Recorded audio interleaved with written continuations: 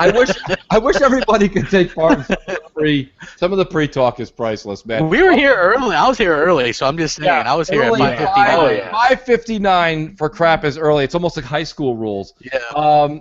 Welcome everybody to CrossFire Podcast. We got a great group here tonight.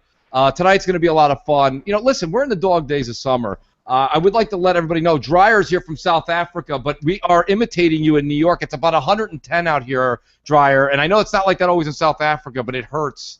It hurts. No, it's actually winter in South Africa now. So You're doing a bad job, basically. That's all I'm going to say.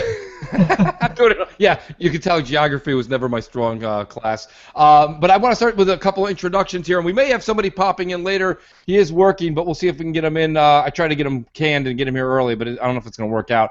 Crap Gamers here at 5:59 tonight. What's up, everybody? Hey, what's up? How's it going, motherfuckers? I got lots of shit going on. My channel's off the hook. Yeah, I'm the best motherfucker on YouTube. You guys better fucking subscribe and like my shit. Buy my merchandise or fucking go to hell. And right there, clock it. Guinness World Book of Records called, and he said fuck more than anybody in 20 seconds. Crap Gamer, congratulations. Damn right. Congratulations. Very nice. It's Crap Thugs in Harmony. I appreciate you doing it on this show. Hey, Southbound and Down, what's up, buddy? What it do? Thank How's the everybody Lord. doing There out it is. there? Thank Yes, you for sir. having me, you know. I love it. I love it. Somebody's wife on this panel has a shirt of you that says Oh my that. goodness! Oh no! Yeah, hey, try snuggling up next to them. I knew that was going somewhere. You know, she tried, but I was like, yo, you gotta switch it. Yo, Deadpool, put Deadpool on, take that shirt off, you know, for real. It could be a fictional character. It could be somebody I know. Hey, I could be the podcaster with the mouth. Come on, bro. Oh, here we go. There it is. And Clowns, what's up, buddy? How you been? What's up, man? Doing pretty good. My Pokemon Go videos are making the front page of YouTube and Bing. Are you making those? Yeah, I'm getting I'm already up to 4,000 hits on one over that in 1 week.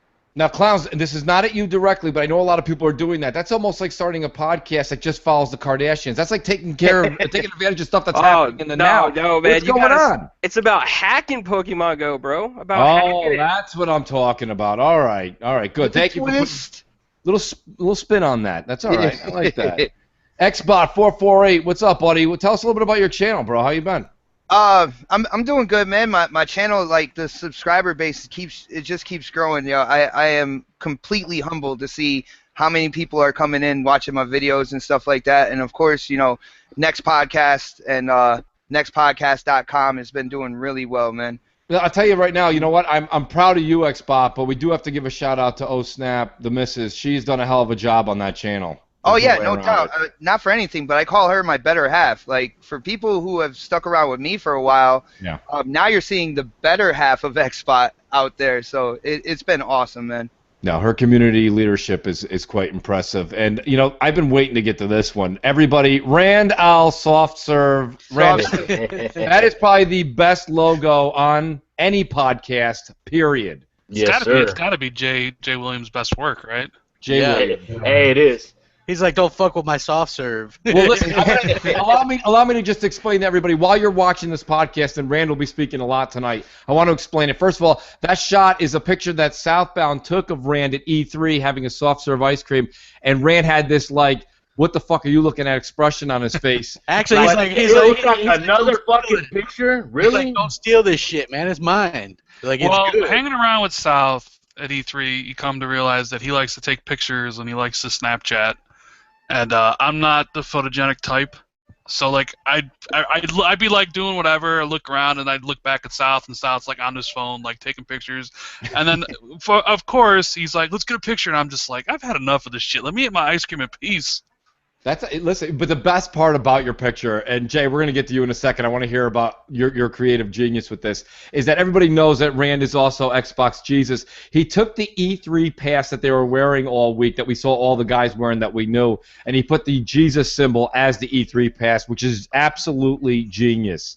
So you're wearing that symbol. I think I got to get a shirt with that on there. I got to wear that. People are going to ask me, what the hell am I doing with that shirt? But that makes too much sense. Either that or I got to put it as one of my beer koozies, buddy. That thing is fantastic, bro. Yes, sir. Graphic God, nice job, bro. Thanks for helping us all look good. We really Hey, appreciate you know it. what? Hey. I was like, can we get an applause for the man? When I logged on to Twitter, I saw the DM that graphic. He put me in there with South, and I'm just like, that is fucking awesome. Well, because Rand, he's like, do you really love that picture? Because I would post it just randomly, you know what I mean? And like, because we have their little DM for TXR, and I put it in there, boom. And Rand like, God damn, you really love that picture. I go, it's just classic, because the look on his face, you could tell it was just like, another fucking picture, really? I'm just trying to eat ice cream, goddammit. He wants his ice cream. No, Yeah. I mean, so listen, I want to get into some subjects tonight. It's always good to start the show, just warming up and getting a chance to see the camp. We only get a chance sometimes. We do bullshit a lot during the week. Sometimes we game together, but with, some of us West Coast, some of us are actually East Coast, but further east even than New York, Nova Scotia. And, some things are so far. We don't always get our timetables together, but it's nice to be able to catch up and also let the audience, and the audience really tunes in from various different backgrounds. We've got the hardcore Xbox guys. We got a couple of haters in the audience, and then there's always a couple of neutrals that float around. It's like a trip to the mall, really, in the audience. But, I want to start tonight with one of the things that's been in the news is the great numbers that Xbox Live has been able to put out lately. And now we're up to Xbox Live attendance or enrollment is at a high of 49 million users, which is massive. And I want to go around and talk to the panel, but I want it to be in two parts. I want to talk a little bit about how the Xbox Live user fan base has grown to 49 million, but also everyone seems to also want to put these two categories together. Also, Xbox console sales are down 33%. A lot of that, let's be honest, it's down 9%. I don't know where they get that 33%. That's what I was gonna say. I don't know where the 33 is what I see on headline after headline. Let Dre fill us in because Go ahead, Dryer. Go ahead. Yeah. The 33%, I think, was Xbox Live numbers are up 33% to 49 million. That's where the 33% comes from. I don't know why they are. So Dryer, what you're saying is actually the media is doing something again that's subliminally sabotaging Xbox. Yeah, I don't know where the 33%. I thought it wasn't Xbox Live console sales are down 33%, but revenue is down 9%. Wasn't that what it was? Yeah, the revenue was down 9%. Yeah, Okay. I thought actual physical sales of the system were down a third, but revenue was down 9%. I could be mistaken though. Well, let's use the numbers that they gave us, Rand. Right. So if that's the case, but we all know that as of whatever it was early June. But we got new consoles coming out. Even if it's down that much, is it really that surprising? Because I had people like attacking me because I didn't mention it in my article about the Microsoft numbers, because I was like, even if the console sales were down, which they didn't mention in the original release, even if it was down, it's not surprising because there's new consoles on the way and people are going to wait for that.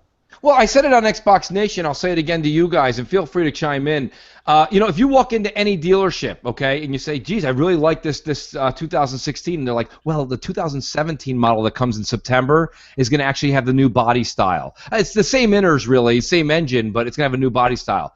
Go ahead and ask that dealership how they do that last month. It's awful. They know that the word is out.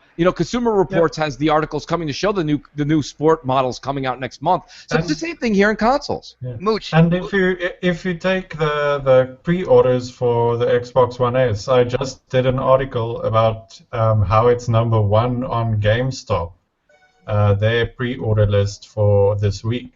And the same thing happened with Best Buy and Amazon. So people are just going to pre-order the new one. Yeah, Dre, you're hitting the nail exactly where I was going to hit it at, and Mooch as well. When they announce new hardware, of course you're going to see a drop-off. There's not going to be as many people buying that X1 that we've all, played on for so long. But, yeah, look at the pre-orders and stuff like that. Just because the sales of the hardware are down a certain percentage now, if you kind of do an equation, kind of get the pre-orders together, you can see that they're not really losing ground. No. Well, I mean, this is just correct me if I'm wrong, but this quarterly report is from January, February, March, is it not? Yeah. It should be, But, right? I mean, It was, Yeah, it is. So it has nothing to do with E3 or any of the new systems. To be Yeah, but honest I with think you. that there was like all the rumors and When did Scorpio leak? Was it March?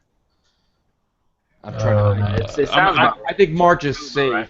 You know, Yeah, I February, mean, March. like, so this doesn't include like the E3 press conferences. That would be the next report. Well, the thing is, though, I Okay. try to keep it, and this is only hearsay, okay? So I haven't seen it cross my eyes in black and white, but we were just talking that NPDs last month, Microsoft Xbox One sold 300,000 units. That's still a tremendous number. So even if they're down, I do think it's because we're on the street for the slim. Let's not even call it what it was called, because like you said, Rand, it wasn't really announced early on in the year. But the slim model was announced, or at least speculated, a long time ago. So that as you creep closer and closer and closer to E3, people want to wait and see what's going to be announced. Yeah. At that point, if nothing's announced, then it's the status quo, and you go to the store and you purchase whatever whatever you And on intend. top of that, Sony is going to announce their financial numbers, we hope, in the next few weeks or the next month. So we'll probably see them reporting the same thing. Console sales are down because the Neo has been speculated and leaked for quite a longer time than the Xbox.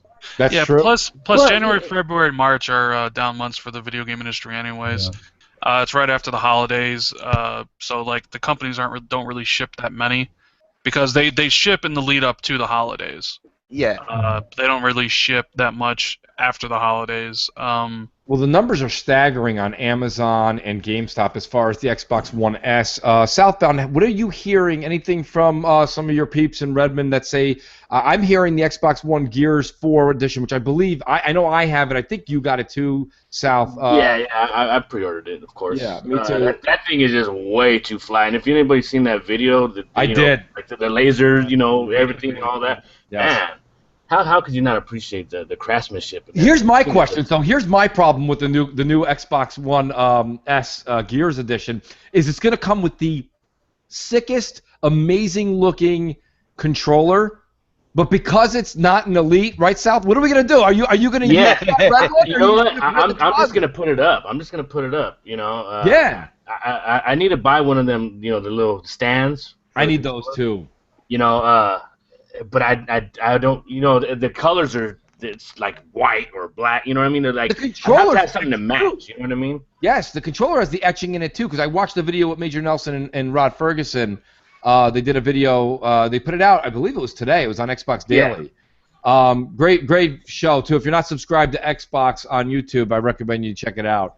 But yeah, I mean, crap. What are your intentions? Where are you in the S world? Are you grabbing a You know what? Gears I or have a both of S? them. I have both of them pre-ordered, and I'm gonna decide which one I want last minute. Okay. Because I have the 500 gig one pre-ordered, right? Right. And I have the Gears one pre-ordered. I'm probably gonna end up with the Gears one, just Right. because I'm a Gears head. I got a Gears tattoo. That Gears is just sexy though. It is. It looks God, fucking nice. I'm not gonna lie. I don't care that it's expensive. You know what I mean? So watch my videos. But you're getting a good deal though. You're getting the $100 version of the game. For half the price. Yeah, exactly. And then Hellhammer there will is get to play it incentive too. to buy it. Maybe I'll tell Hellhammer. I'll be like, Hellhammer, why don't you chip in like, $40 or something, since we're getting the $100 edition. And He'll just no-show your podcast, though, dude. I know everybody knows your podcast. That was really great.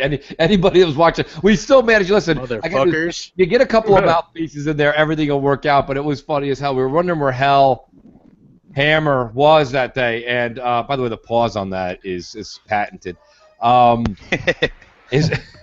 no, it was a great show on Wednesday. Dude, well, you know what happened, right? Like, so me and She-Wolf and GKB are sitting in there, right? And I'm like, where's Mooch? And I was like, I bet that motherfucker is going to show up late just because I was late the last 3 weeks, right?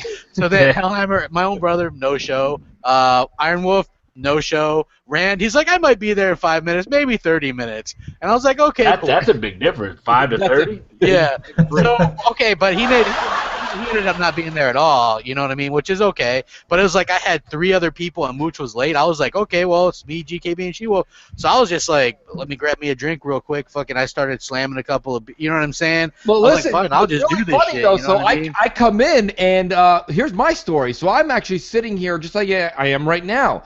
And I don't know what it was. Maybe my Safari locked up, whatever it was. I'm not getting any tweets at all. And I said, Jesus, 5 after 8. I said, that's odd for him to at least not say, even if he's late with the link, he'll say, I'm a little late, give me 5 minutes. So I restart the computer, all of a sudden, bam, 6 DMs pop up. I go, oh, there it is. So listen, when you hop into a podcast, anyone who's not a podcaster, when you hop in, you don't really know where in the show you technically are. You just have your black screen, and it's kind of fuzzy. So Crap tells me what you guys have, what the audience just heard. And I said, all right, well, I said, geez, I wonder how late am I, for God's sake. Maybe even started early. So at the end of the show, I ended up going back and listening. I was only a minute and 54 seconds late. You would have thought I came in halfway after I got scolded like that. No, but you know what's funny was because I actually had the room set up really early. I was like, we're gonna go right at 8, and we'll get out of here by like 9:45, 10 o'clock. Right. And because I think I had it set up by like 7:40 or something, right? So we were sitting in there for like 25 minutes. Yeah. And then I was like, Mooch is like nowhere to be found, man. I was like, damn, but it ended up being a fucking funny-ass show anyway. No, it was a great show, and I'll be honest with you, I was a little concerned about today, sticking with the going around the horn theme here, because Four Guys, I try to make everyone's podcast. If I can't do it live, I watch it right after. And Four Guys was having a bit of a Skype issue yesterday, right, Clowns? Was it something with Skype? Oh, yeah, dude, it was bad. And that's unfortunate because, people didn't understand. A lot of people in the chat were saying, I can hear you, I can hear you. The problem was we did hear them fine, but they couldn't hear themselves. The show has to work on both ends. We need the cast to hear everybody, and we need we need the audience to hear the show. So, but you know what? Listen, I think did everything work out in the end? I was tuned in for about a half an hour. I saw Inferno look like he was running NASA controls.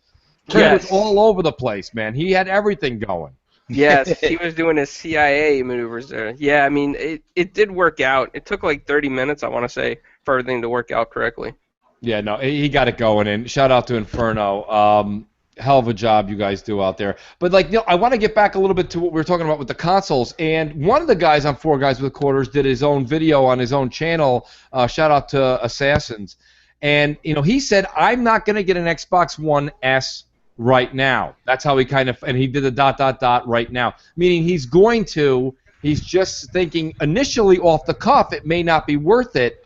I don't know how many of you got a chance to watch it. Clowns may have seen it. But basically he's made the argument that right now if you don't have a 4K HDR TV and if the trade-in thing is not for you, okay, because Xbox One, OG Xbox Ones are only getting about $99, he felt it really wasn't worth the trade-in, and this wasn't the time to go. Rand, where do you stand? Have you changed your stance? Last we spoke, you were on the fence. Have you made any? I'm still on the fence. Because I don't have a 4K TV, right? So I know I'm getting Scorpio next year. So the Xbox One S, even though I do want it, even though it's probably the best-looking Xbox I've ever seen, it's kind of one of those things where it's like, do I want have it for just 1 year? Because that's all I like. And you know what, Rand? Is that the situation we're in? Because after talking to you behind the scenes and on air, and then listening to Assassin and listening to multiple people on Twitter, I'm starting to concern myself here. Listen, everybody on this panel is getting a Scorpio. Even if you tell me you're not, it's done. Yeah, even when I was like, I'm not going to. I had that shit pre-ordered today if I could. And that's my point. So here's my question to you guys on the panel: is the Xbox One S, is it really an 11-month rental? Because where in your life, even if a game comes out that doesn't utilize Scorpio's power, when are you going to say, you know what, honey, I'm not using the Scorpio tonight. You use that TV. I'm going to go use the S over here. I don't see that happening to any of us. I mean, it comes down to, so it's just me. So, I only need one Xbox. For me, it would be a 1-year rental because I would immediately switch it out for Scorpio. Because we talked about before. So what I would do was I want the 500 gig one. I want the $300 version because I have 5 terabytes of external hard drive space. Right. So okay, I'll trade in my 360, which I still have. I'll trade in my Xbox One, which I currently have, and I could probably pay $150 for the Xbox One S. And then when Scorpio comes out, I'll trade in the Xbox One S for probably at minimum $150 to GameStop to get the Scorpio and cut down the Scorpio price to, whatever it would be with that. So to me, I mean, I know other people have kids, they have, significant others or whatever that they live with, so they have multiple TVs in the house. I don't. I just got one. It's just me. So I don't need 2 Xboxes, you know what I'm saying? So for me, it is just a 1-year rental, which I'm not even saying that's a bad thing. That's just, that's just, it is what it is for me. Well, Mooch, you got. Uh-oh. So you're botting. Somebody Who, bought? me? No, No. that's Jay Williams. His mic Jay, I is think messed you're up. botting, Jay. Uh-oh. Well, Rand is in XBot. I'm going to let you speak in a second. I don't want to steal the doubt. mic from you. Rand, you are in a situation that's really good for you. You're, like you say, you're a single guy. You got your own. You only need one in the house. Here's the problem, and this is more to Southbound, because Southbound, and it's the crap too, since he has both pre-ordered. But I'm going to start with South here. South, what are you going to do next year when me and you have just put out $450? We both know that we're going to get more money because it's a collector's item. Is that the time to strike and take the if you have an original Xbox plus the Gears S, is that I'm the not time gonna to trade it in. capitalize? No, I so won't you're going to trade keep it. No, I'll keep it. All right, crap. I have 3 Xbox Ones, now. So. Okay. Well, Okay. I'm gonna keep it. I'll end up with 3. Like, I'm a collector. I have multiple Xbox 360s. I'm a bit of a collector, so Okay. it's. Xbox. I love Gears stuff. So hell, man, I'm gonna. Well, no, fucking- that's see, you guys all have it made in the shade. I'm gonna have to be calling you guys. I'll lay on a couch. You guys can give me some consultation. Xbot, what about you? What are you thinking? Kind of dirty. Well, I'm gonna be across the country though. So. All right. I think when it comes to the S, I mean, pretty much everybody on this panel, I mean, their gaming affects their life. They're pretty much we're all more hardcore gamers, and you got to remember what Phil said. Like the different machines, the different consoles are to cater to different people and give them choices. Now, of course, they're gonna put out the 1S first, kind of really start to change that stigma that's been around the X1 thanks to the media and all sorts of shit that people have been saying these last couple years. I mean, you got the upscaling 4K, you got the high dynamic range color and stuff like that. Yeah. But when it comes down to it, I think the 1S is more or less going towards like parents towards the holidays for getting that for their kids, not necessarily the hardcore that we have a tendency to be. I mean, because you heard people on the panel were like, yeah, we're going to get the 1S and then trade it in afterwards. Right. You know what I'm saying? Not a lot of people would say that. Yeah. I think in order for the Xbox One S, okay, this has nothing to do with us because we are considered the hardcore. We buy day one. Yeah. But in order for the S to become a success, I want to hear your guys' opinion on this. I think the Scorpio needs to be.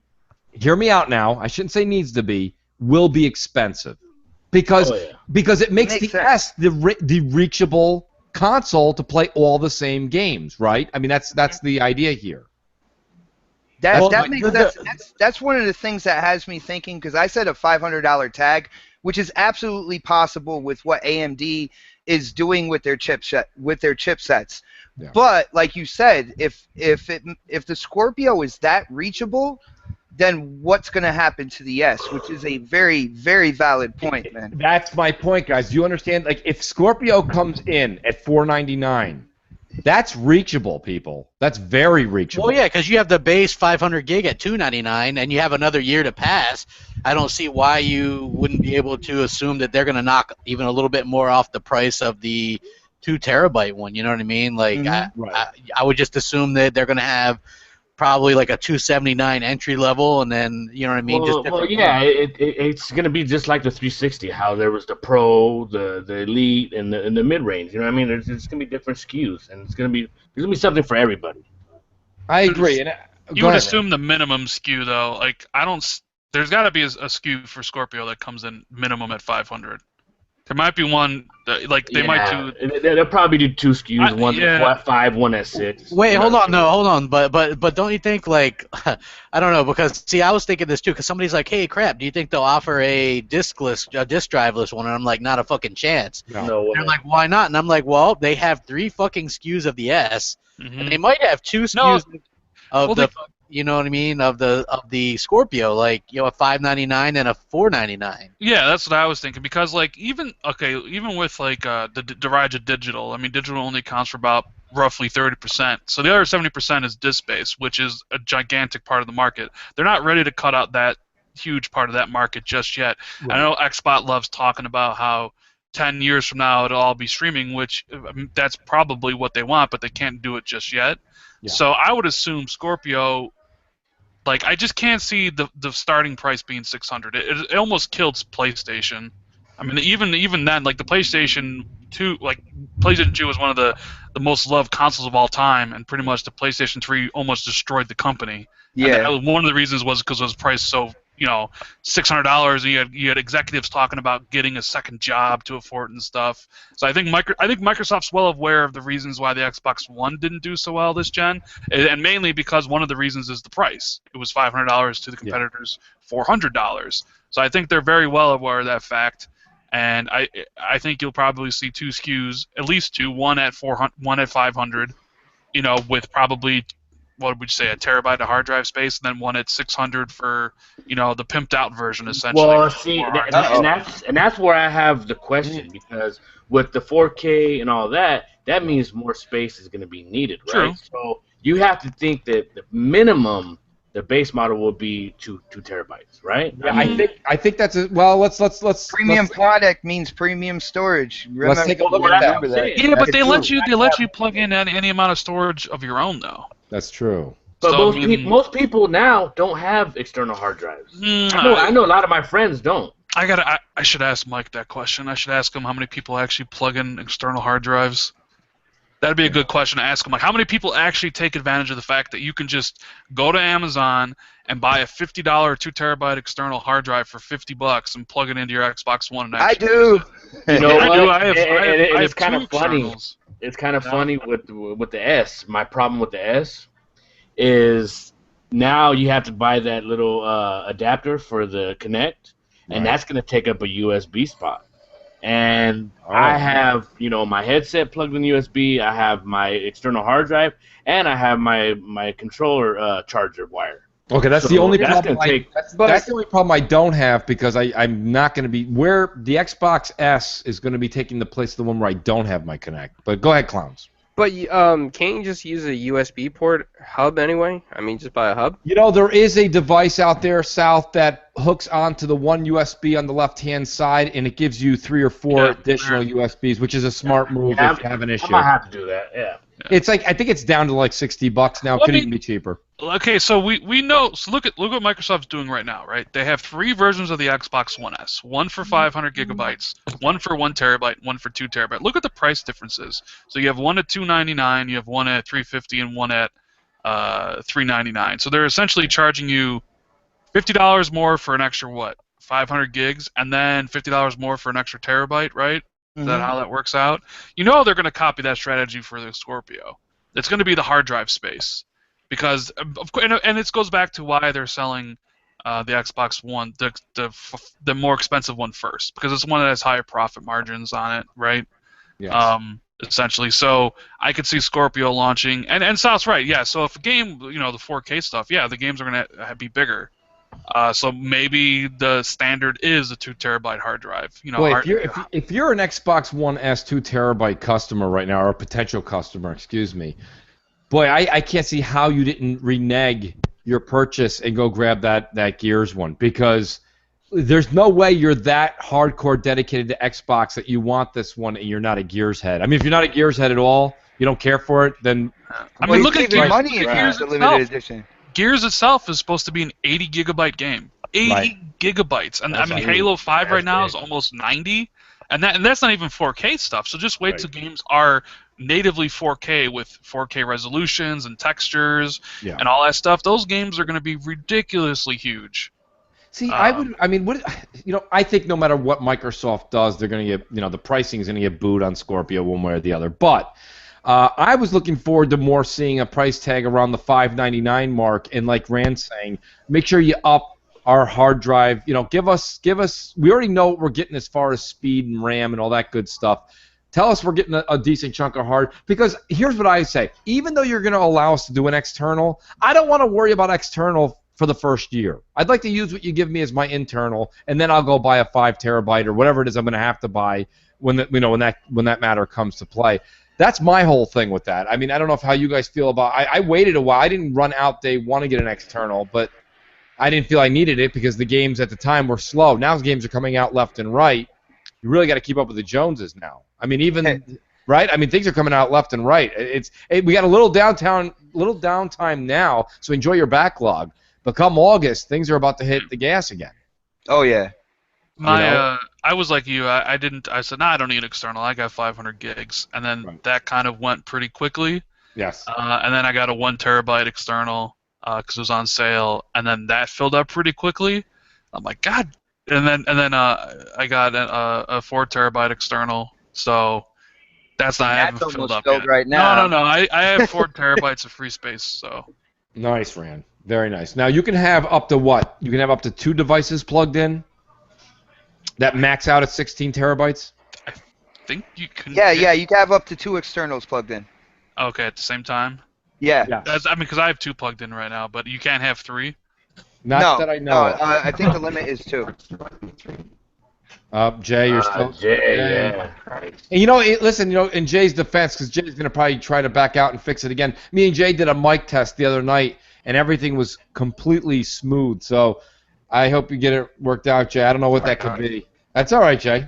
Well, the more games you play, like, the bigger storage, like crap. You play a lot of shit. Do you have external, or are you still rocking the? I have 2 externals. I got like 7 terabytes of. I'm glad you guys are talking about this. I was wondering how crap and Rand. I said you guys got every game under the sun. How the hell do you guys have this on one external? I got damn near 300 games on mine. So. Jeez. Wow, that's impressive. Yeah, I got about 200 games on mine, but I only have 1 external, and it's about fucking filled. I don't know. I kind of rotate. I rotate out. I only have 1 external, but if I'm not playing a game for a while, I know like all my game saves are in the cloud and everything like that. If I get an itch later on, I might reinstall it. But I try to keep it what my heaviest rotation is, and that's what I keep on my. So for the part of the audience, that may not know, we all say this. We don't like to talk about novice situations, but there's a large part of the audience that doesn't know about this. So if you have Assassin's Creed Black Flag, okay, and you're definitely not going to play that game, you're either not going to play it anymore, or you have it and just never got to it, and you know that with what's coming up, it's just not on your agenda. If you uninstall it completely, whether it be on your external or your internal. When you do that, it should, right, guys? Now, correct me if I'm wrong. It should show up in your ready to install list. Oh, yeah. Right? Yeah, it does. Okay. So there you go, everybody. I mean, a lot of people do write me with some interesting, like, I don't want to use the word basic. It's not to insult anybody. There's sometimes I had a basic question. I'll write Rand or crap or South, and I'm like, guys, sorry to ask you this. I should know this. But, so if you do want to get rid of something, a lot of people don't understand the grasp and the concept of the cloud. You own that, or you own the rights to that, I guess we'll put it that way. And so it doesn't ever leave your actual ownership. It just goes into a ready to install and doesn't eat up any of your hard drive. But you know what? If anybody's gonna attempt to do that to make space, make sure your save, your last save is backed up to the cloud. So pop the game in, start it up, make sure you're exactly where you're supposed to be before you uninstall it. Just good, very good recommendation. The way with the games of gold, I like, for instance, I'm never gonna play Tumblestone, right? Yeah, that game sucks. But I did download it just because, whatever. Maybe there'll be one day. So I'll queue the download and then immediately cancel it. Yeah. Because it'll show up and you're ready to install. Like once you actually queue it up, it'll say that you have the license. So like the Crew, like all the games of gold, even if I know I'm never gonna play them, I still queue them up and cancel them just because they'll be in my ready to install list. So wait a minute. So Rand, break that down for people, because myself included, I'm going to go ahead and be a fan here. So essentially, when you queue it up to download, when you press that button and you install it or you buy it, like the license is, you own it. So you can just cancel the download. It won't download at all, but then it'll be in your ready to install list. So when I downloaded Tumblestone, I was like cancel.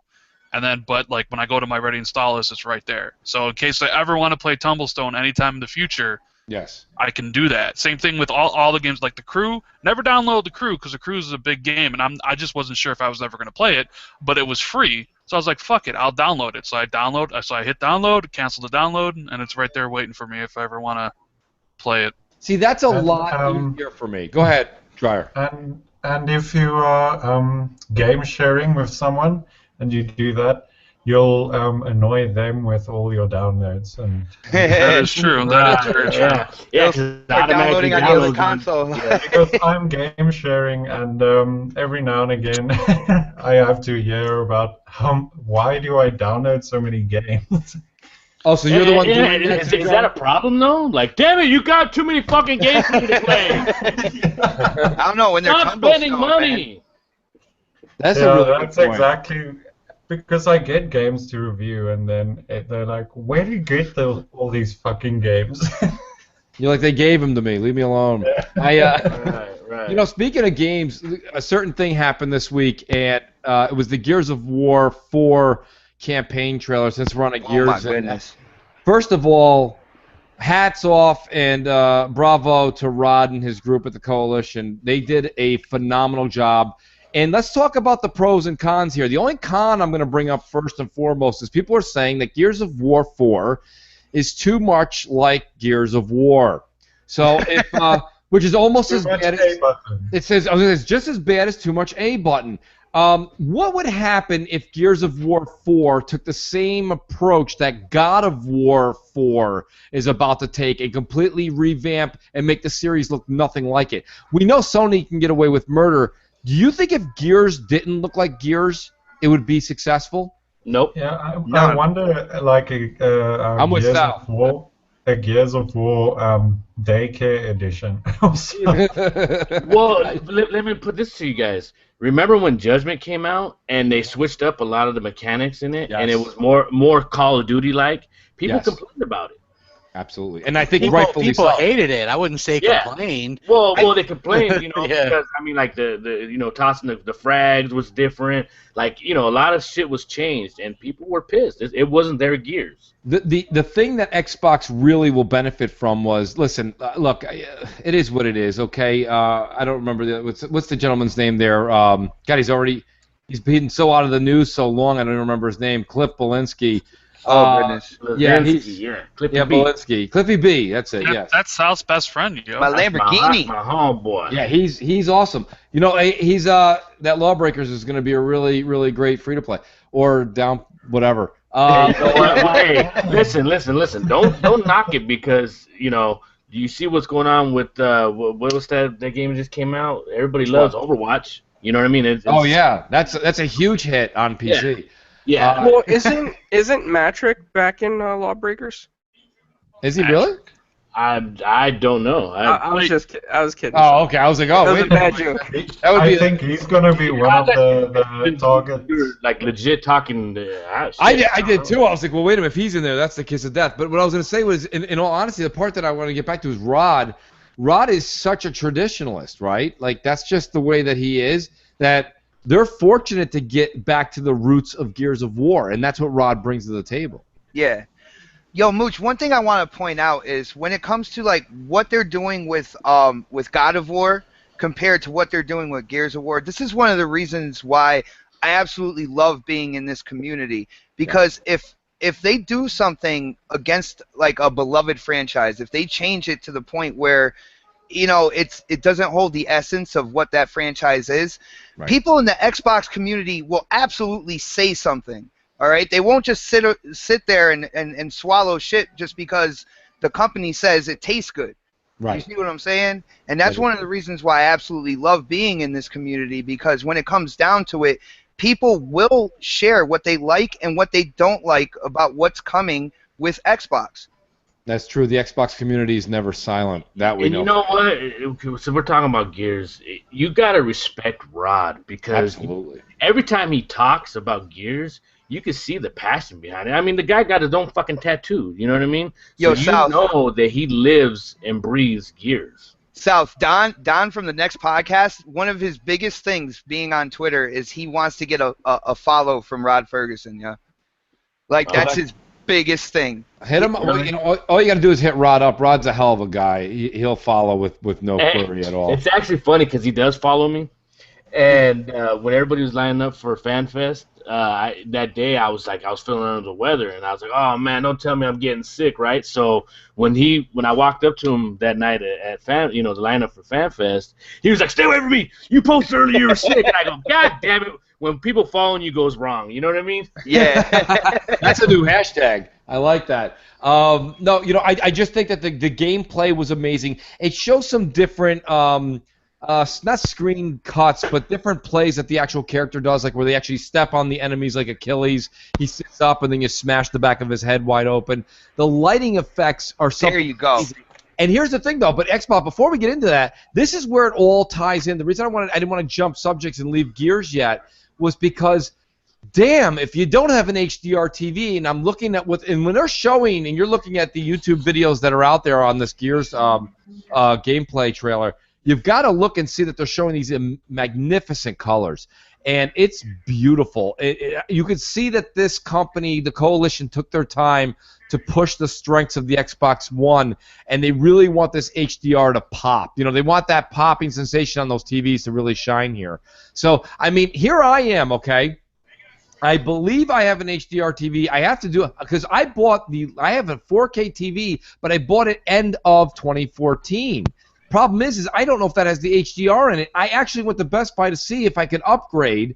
Problem is it's just the one thing you can do is you can upgrade your console, you can upgrade your phone. The market for upgrading your TV is shit, people, okay? So you either got to live with the TV you have in your house or buy another one and find some poor sucker in your family that'll buy the other one for half price. Craigslist if you want to have a guy come to your house. I don't trust that shit, yeah. No, I'm with Southbound. I recommend not doing that. Mall parking lot. That's all I got to say, man. That's if they'll buy it sight unseen. But, I mean, even that's kind of shady. You know what I mean? It is. I got friends and friends of friends that would roll with me anyway, so that's not a big deal. I'm not worried about getting robbed. Start a gang war in the middle of the mall parking lot. Yeah, I mean, that's one thing I'm not worried about is getting robbed, but it's just, why go through the hassle? Were you guys impressed? Crap, let me ask you. You've been a little quiet today.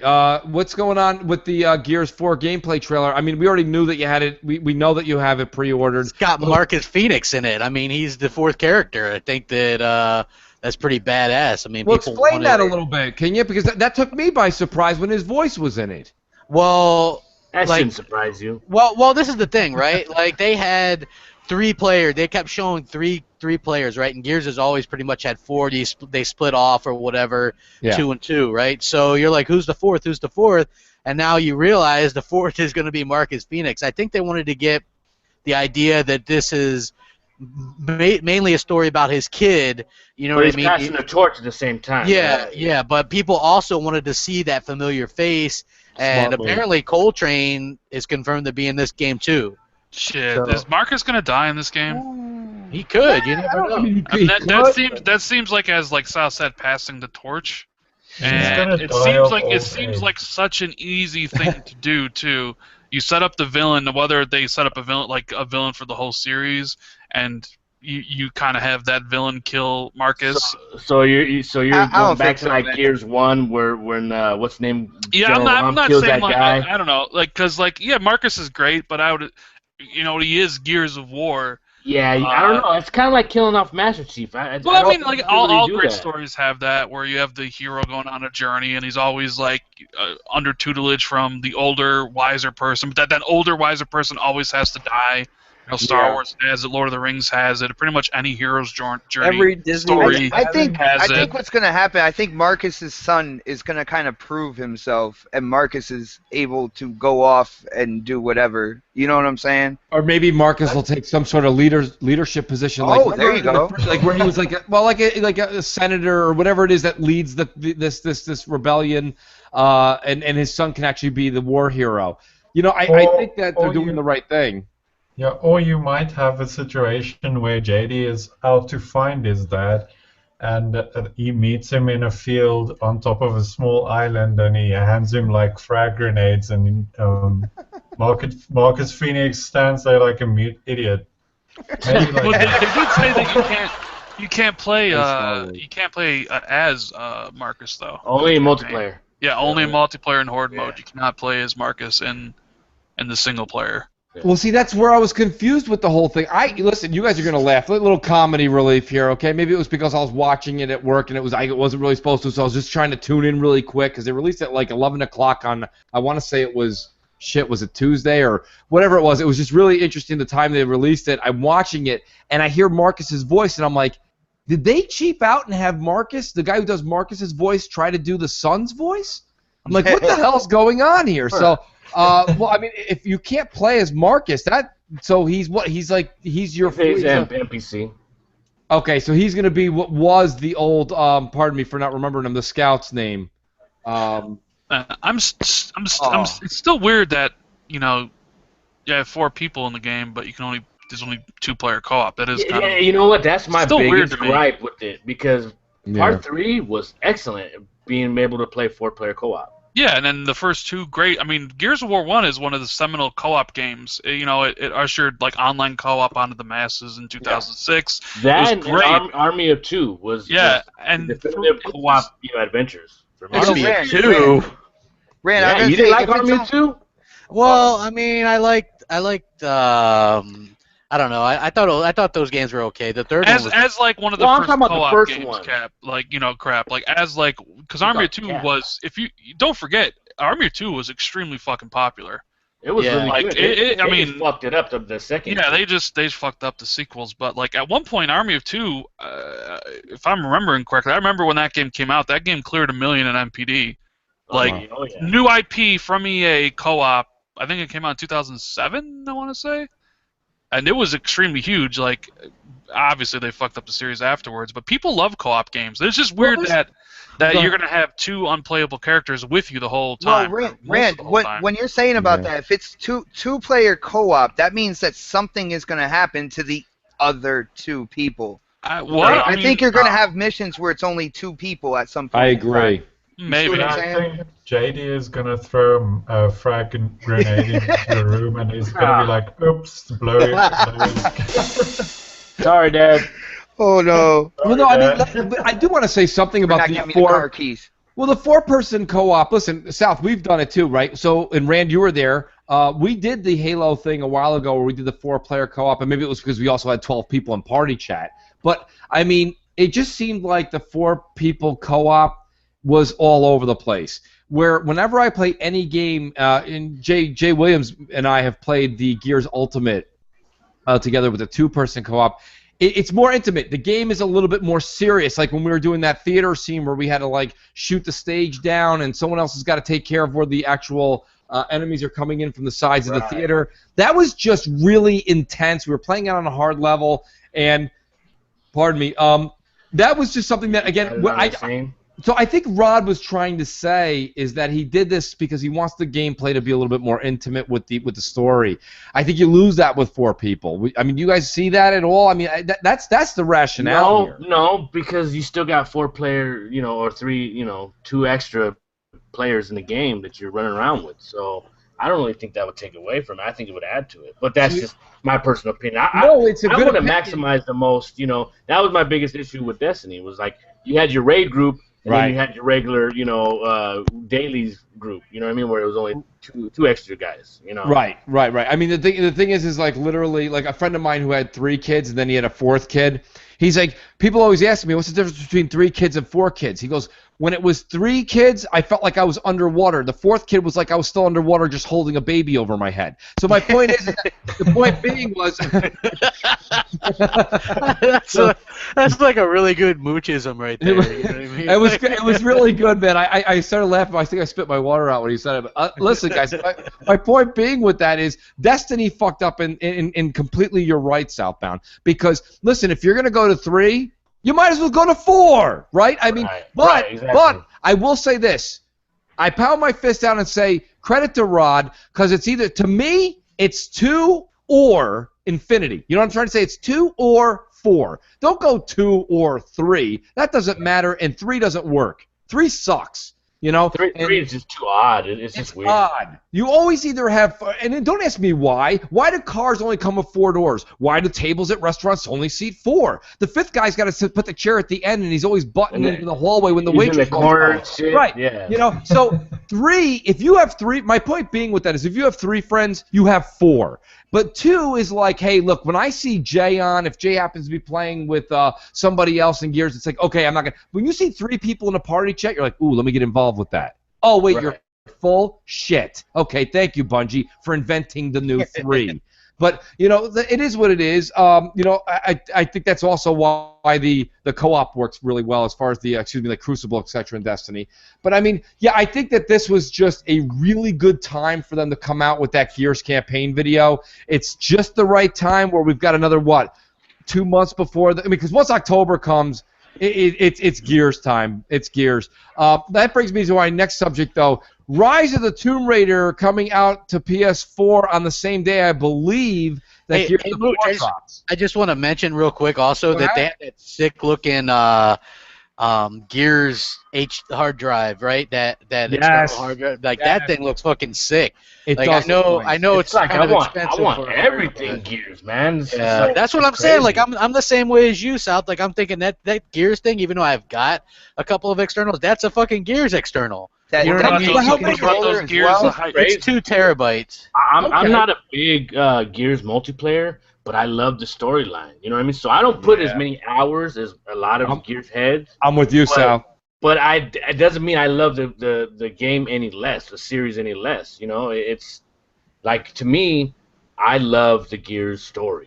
Yeah, see, when I think Gears, I think story. And I hate to say that because I'm going to get a lot of boos and hisses in the comments, but I don't play Gears multiplayer. It's a little too slow. It's a little too clunky. It's a little too shotgun.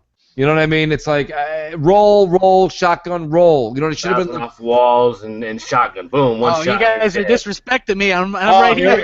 No, I agree with Mooch South on this, man. Like, the multiplayer was never my thing, but the story in Gears is what.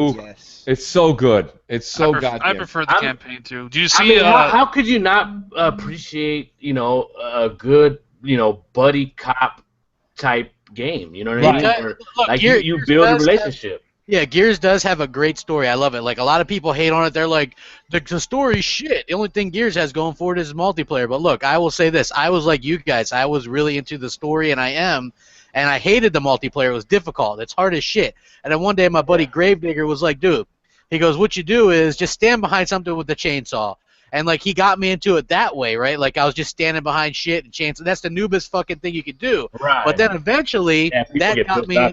Yeah, people get pissed off, and that was funny to me. Like, I like trolling people like that. They're like, I'd get messages like, you're such a fucking noob, chainsaw, and that's so noobish, etc. You know what I mean? Like, you still died, motherfucker? Yeah, exactly. So then, at that spring, from me actually wanting to get good at the game and practicing, there's like a certain rhyme and reason to the game. And now it's like, you know why I enjoy the game the most is because noobs can't jump in there and really be good at it. You know what I mean? You have to really kind of practice. Well, listen, it takes a lot of skill. Rand, it's not a twitch shooter. I didn't forget Rand was going to say something. Rand, I'm going to go right to you after this. I just wanted to say we've been doing community game night, and that's been fantastic. And I've been playing a lot this whole week because of Iron Banner. I'm completely ingested into Destiny. But listen, other than that, I do want to say this. If you're following me or we're friends on Xbox, you will be seeing a lot of Gears Ultimate. I do want to play some multiplayer because I do want to really enjoy. And Crap's right. I can't wait till October 7th and go, hey, maybe I'll try this Gears multiplayer out. Yeah, I might as well take a gun and put it in my mouth. You've got to play. You've got to practice this game. You've got to keep with it. This is not Call of Duty, people. You can't just tune in. It's the same as Halo, though. Halo, it takes practice as well. I do think, listen, Xbox, let me say this much. With all due respect, you're 100% right, but let me make that 98% right. Because 2% is this. I have definitely taken a hiatus from Halo, and then when I play 2-3 rounds, listen, am I you? No. But I can get my groove back in. I played Gears Ultimate multiplayer for a few hours, and I almost fucking killed myself. I said, this is the worst experience of my life. I have the same thing with the aim with the shotgun. I just can't get that thing right. It's like it never works for me. It's like me neither. You have to. This is what you do. You go into it. This is what happens, right? When I first started playing Gears Ultimate with my buddy Grave, again, like some of you guys have met him and some of you not. He's like my best gaming friend. We've been gaming together for a long time. Like, we're big Gears heads. So when we first got on Gears Ultimate, there was a couple things to adjust to. 60 frames per second in a Gears game was difficult to adjust to. It makes a world of difference. Second, the shotgun, they're constantly fucking updating it. So we have to go into a private lobby and go, okay, well, Is it killing a little bit to the left or the right? Sometimes you have to aim a little bit to the right of your opponent to kill him, sometimes a little bit to the left, depending on what they've done with the updates and stuff. You know what I mean? So it's one of those games where you have to, I guess, have a philosophy and like check it out and stuff like that. You know what I mean? So it's not, you know what I mean? Yeah. Like that's the best way I can explain it. Yeah, that's why I'm really excited for Horde mode, because I really enjoyed it in Gears of War 3, and I'm really excited for that game mode. Yeah, I'm looking forward to some Horde mode. I have to admit. I think Horde mode is amazing, and they took it out for Judgment like that. Like people were pissed. Judgment fucking just blew dog. I mean, you know what? Overrun mode was fun, but yeah, I would definitely say that yeah, it's the least of the game. That's why I told Clowns, right? He's like, I hate Gears. They shouldn't even charge more than $20. I was like, bitch, you're dead to me. Yeah. Why did you play? What? Why would you ever say such a thing? Slap yourself. I was like, why would you? And he's like, yeah, I played Judgment. And I was like, dude, you played Judgment? That's like fucking. I think I made some kind of moochism, but yeah, just insert moochism here. But that's the worst one of the group. You know what I mean? I was like, fucking play on Ultimate Edition. You know what I'm saying? Like that's the one that's really going to give the best interpretation because it had the darkest story, the best story in my opinion. 3 was pretty good too. Dumb. You know, like yeah. Well, Clowns is actually. You talk about having the feel of Part 3 was amazing. Yeah, Clowns but was I mean, converted. Yeah, I gotta say, ever since that time, Crap and I had that little discussion, I went back and I played through all of them with Assassin. Yeah, Clowns. I was gonna say you've played a lot of Gears lately. Yeah, I mean we're still doing 3, but I mean I went back and I played Gears Ultimate, beat it through, played Gears 2, beat it through, and we're gonna do Gears 3. I'm already up to like Act 2. Listen, I gotta play through Gears 3 again before. So if anybody listen, I will put. I need to go through and beat them again. I don't only think if you I played beat it all on the of them. hardest. Yeah, I don't think I completed them on Insane. But here's the thing. Yeah, but crap. If you're playing with like me, I'm just throwing this out there. Me, you, South, and let's just say either Clowns or Rand. If we play it on hardest, it's a little different. You'll get through it. It's not like it's playing with 4 people on the hardest level is the way to go. That's what I'm saying. That would be the way to do it because I haven't beat it on the hardest level yet. So that's what Assassin and I are doing with Gears 3. That's the way to do it. Rand, you were gonna say something earlier and I cut you off. I apologize.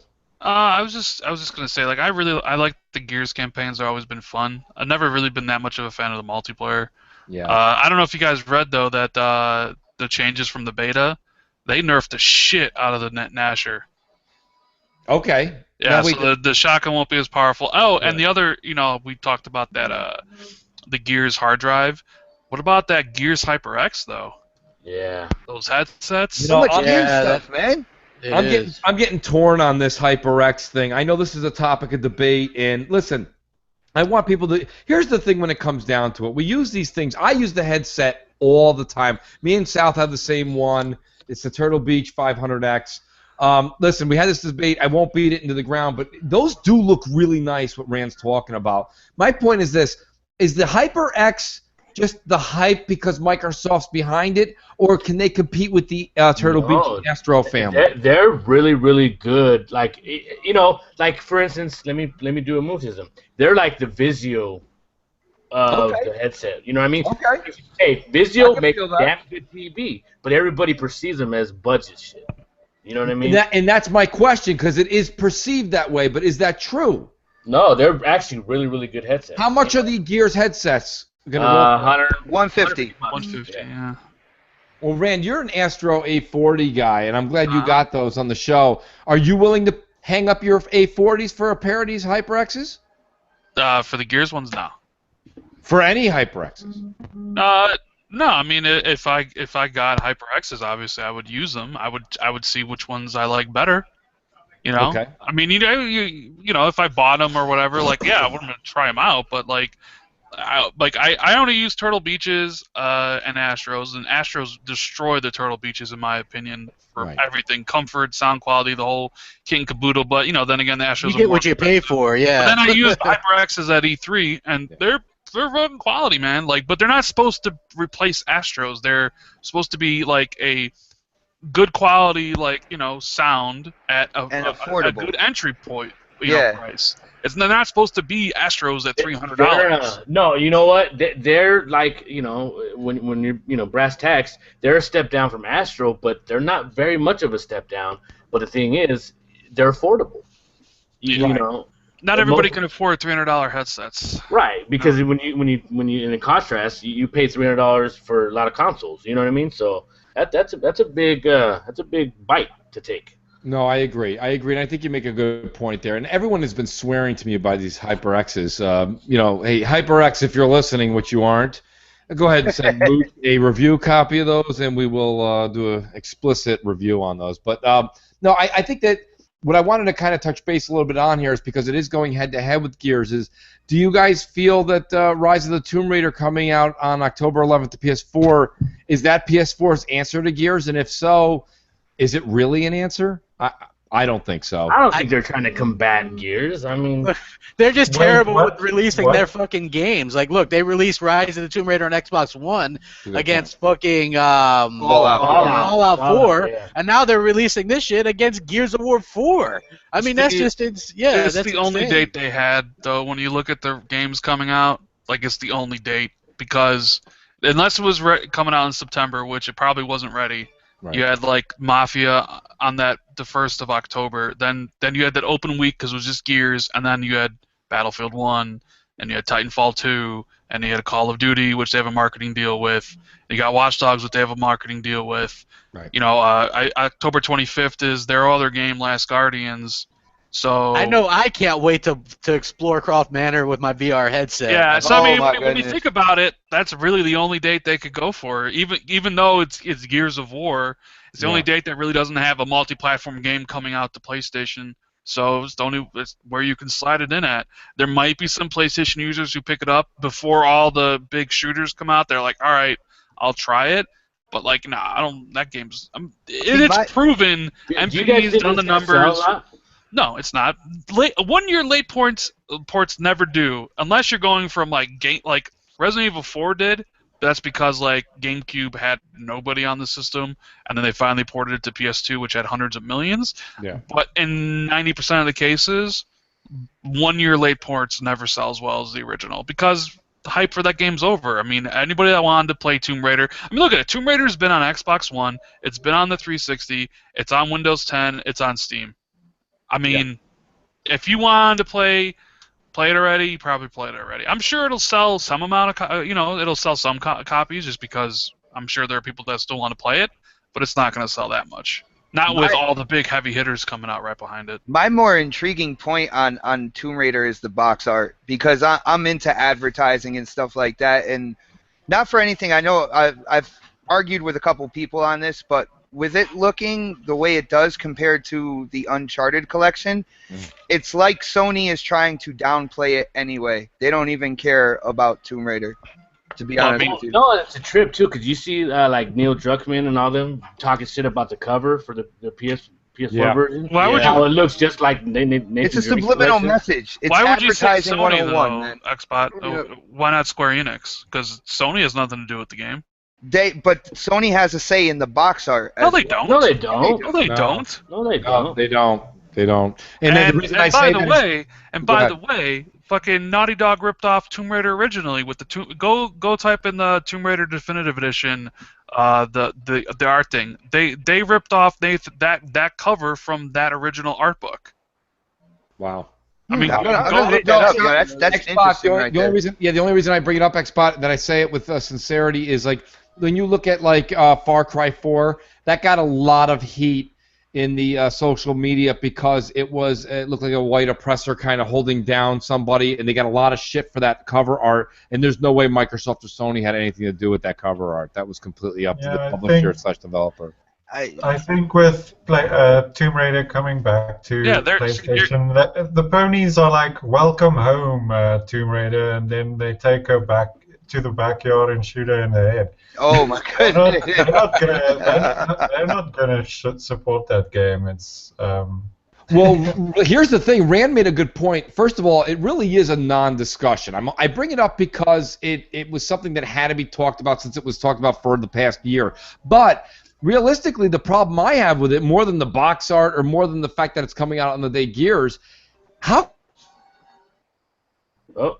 Uh-oh. I thought this was Okay, easy. everybody. Oh, fuck. I thought I was over. I thought we were in trouble. Crap was ready, making man. his chops right Crap now. was He's ready. Crap was ready. I was, man. Hello? Hello? Hello. All right, crap. Time to take it Oh, over, okay. man. So yeah, so what we're gonna say is that Rise of the Tomb Raider clearly copying the Uncharted collection, and Naughty Dog wasn't really a big fan of that. But I always thought it was funny that Naughty Dog was calling out anybody for stealing anything, considering this is the group of developers that flat out stole artwork from Assassin's Creed. Did you see what Jamie Moran just tweeted, though? Crap, that's the picture I was talking about. Oh, hold on, let me see. That's what I'm saying. Like when they were saying, "Oh, you copied us," I'm like, "No, I think you might have copied them first." Oh, okay, yeah. But do you think it was a play, though, to help promote the Uncharted collection in some way? That's why I brought it up. Nah, I mean it does look eerily similar to the Naughty Dog collection. Like, it does, but if you look at what Naughty Dog has done, they ripped off like the complete face of somebody for The Last of Us. Remember who was that? Ellen Page. Yes. Oh, yeah, that one girl? Yeah. Yeah, like people thought that was Ellen Page, and they actually had Ellen Page in a game on PlayStation exclusive. What the hell is that damn game? That Beyond Two Souls. Beyond Two Souls, yeah. So they actually had Ellen Page in a game, and then what they did was she was going to sue him, and they settled out of court. And there was also some kind of deal with Naughty Dog ripped off some map or something like that, or Globe. Hey, crap. Yeah. Oh, you guys can't hear me. I'm sorry. Did I disappear? Yes. You did. Like we couldn't hear you for shit. I apologize. I'll be honest with you. David Blaine.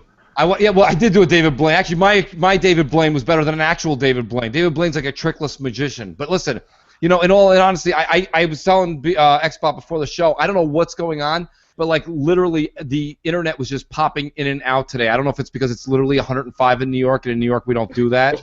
It's fucking melting wires and shit. Shit is melting. If you don't believe me, ask Tim Dog. Like Tim Dog's been tweeting out all day, just like his thermometer like exploding. But like I apologize, crap. Go ahead and continue, and then I'll hit mine. Yeah. So anyway, what we were just saying was that Naughty Dog was the ones that had actually stolen ideas. They've stolen idea, guys. I'm just a fucking hillbilly. Like, what do you expect? Come on. All right, y'all. We go. Hey, y'all gotta tip us some cows and shit. Hell yeah. But no, like so games. Yeah, exactly. And so I always thought that was funny that anybody would call out anything like that. You know what I mean? It's kind of like, to me, I thought it was fucking hilarious. And then at the end of the day, but guess what? This game will be the best game on PlayStation 4 this year, hands down, guaranteed, because it's that good of a game. Yeah, you're probably right. It is. Look, it was my 2015 game of the year. I think it was all BGST's 2015 game of the year. I have a feeling Mafia is going to be really good, though. Hey, I'm looking forward to that. I have that pre-order. Mafia, so. you know what? I wasn't hyped about it, and I was a little bit kind of down on it, being in New Orleans. But after the E3, everything E3, I'm on the hype train. I pre-ordered it, so. Yeah, well, me too. I'm fucking. No, well, I mean, what I was saying before, guys, was my issue with it is that it's $60. It is. Well, that's because they're throwing in all the DLC, and they're essentially saying, "Oh, you get a great value, you get the game plus all the DLC, plus we got the VR mode, plus there's new DLC and VR experience." So yeah, that's a good point. Is VR experience? We've got to, and of course we're one small podcast here, but the media wants to let the consumer think that they're going to be getting the opportunity to put this headset on and walk around and play that way. It's going to be a short area, and we all know this, right? Now they'll have to up that to 60 FPS. That either won't be able to do on the PS4 vanilla, or that'll be a Neo only mode. I mean, that seems to be. You guys see what I'm saying? You have to be 60 FPS for VR to work, right? I mean, how are they going to pull this experience off with this game? It's going to use the 360 version for that. Absolutely, the 360 port is back. You know what? Was so funny was I did a video yesterday. Was like people swore up and down. Wait till this game comes out on PS4. It's going to be 60 frames per second. Yeah. Neo mode, 60 frames, all this shit, right? Nope, 30 frames per second. Why? and I even said this. I said I don't give a shit what Neo mode is or how many teraflops the PS4 Neo is. Look at the fucking specs to get 60 frames per second. It was a beast. It took a fucking beast, like a fucking $1,500 computer, to get 60 frames per second. It was like a resource hog, that game was. So I was like, I don't give a shit what they got. There's no way it's going to get 60. Not a fucking chance in hell. How did this generation get out of hand? How did this generation get out of hand? Sony. How did Sony get this popular with nothing? I ask that like every day, man. Because they essentially, the multiplats run better on the PlayStation. That's why. However, South, as much as that's a true statement, and it's less and less true as we progress. Perception is everything. And perception is deemed by who? The media. The media threw this down our throats. Yeah. Hey, but I'll say this. It was also perception by Sony themselves. Look up Yoshida. He says 1080p makes you a better gamer. He said, he said Xbox is the best box. Yeah, he did say that on Twitter. The best box. But it took a fucking hack to do that. But check this out. He's also been on, like, he was saying shit like, just look at the difference of Killzone Shadowfall, 1080p makes you a better gamer, which was a lie in and of itself that nobody called him out on because that game wasn't 1080p. Do you remember when that one guy was like, I forget his name, was like something, he was like the Vita dude or something, he's like, there are two words that are going to be synonymous with PS4, 1080p and 60 frames per second, right? Yeah. He doesn't work there anymore, I forget what the hell his name is. Well, who's the one that said, give me 1080p or give me death or something? Yeah, you have to put 60 frames in aggressive quotes when you quote them. That surprises me with the whole thing. But I mean, listen, guys, it's the third Christmas. I feel like Brad Pitt. What's in the box? What's in the goddamn box? You're gonna open up again on Christmas, and you're gonna have nothing to play again this year. I mean, the best game is Tomb Raider.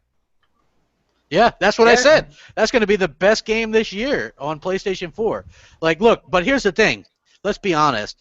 They want $60 for this game, and if you're a real hardcore gamer or Tomb Raider fan, you either played this on PC, on Xbox One, or 360, right? I mean, I played it on 360 and Xbox One, so I mean. Yeah, and how much is it on Xbox One? It's $20. Yeah, you'll save so much money if. Yeah, and you could get the season pass and that on that for less than the total price of that. Okay, this guy's name is Shahid Kamal Ahmad. That's his name. He's the guy that said this.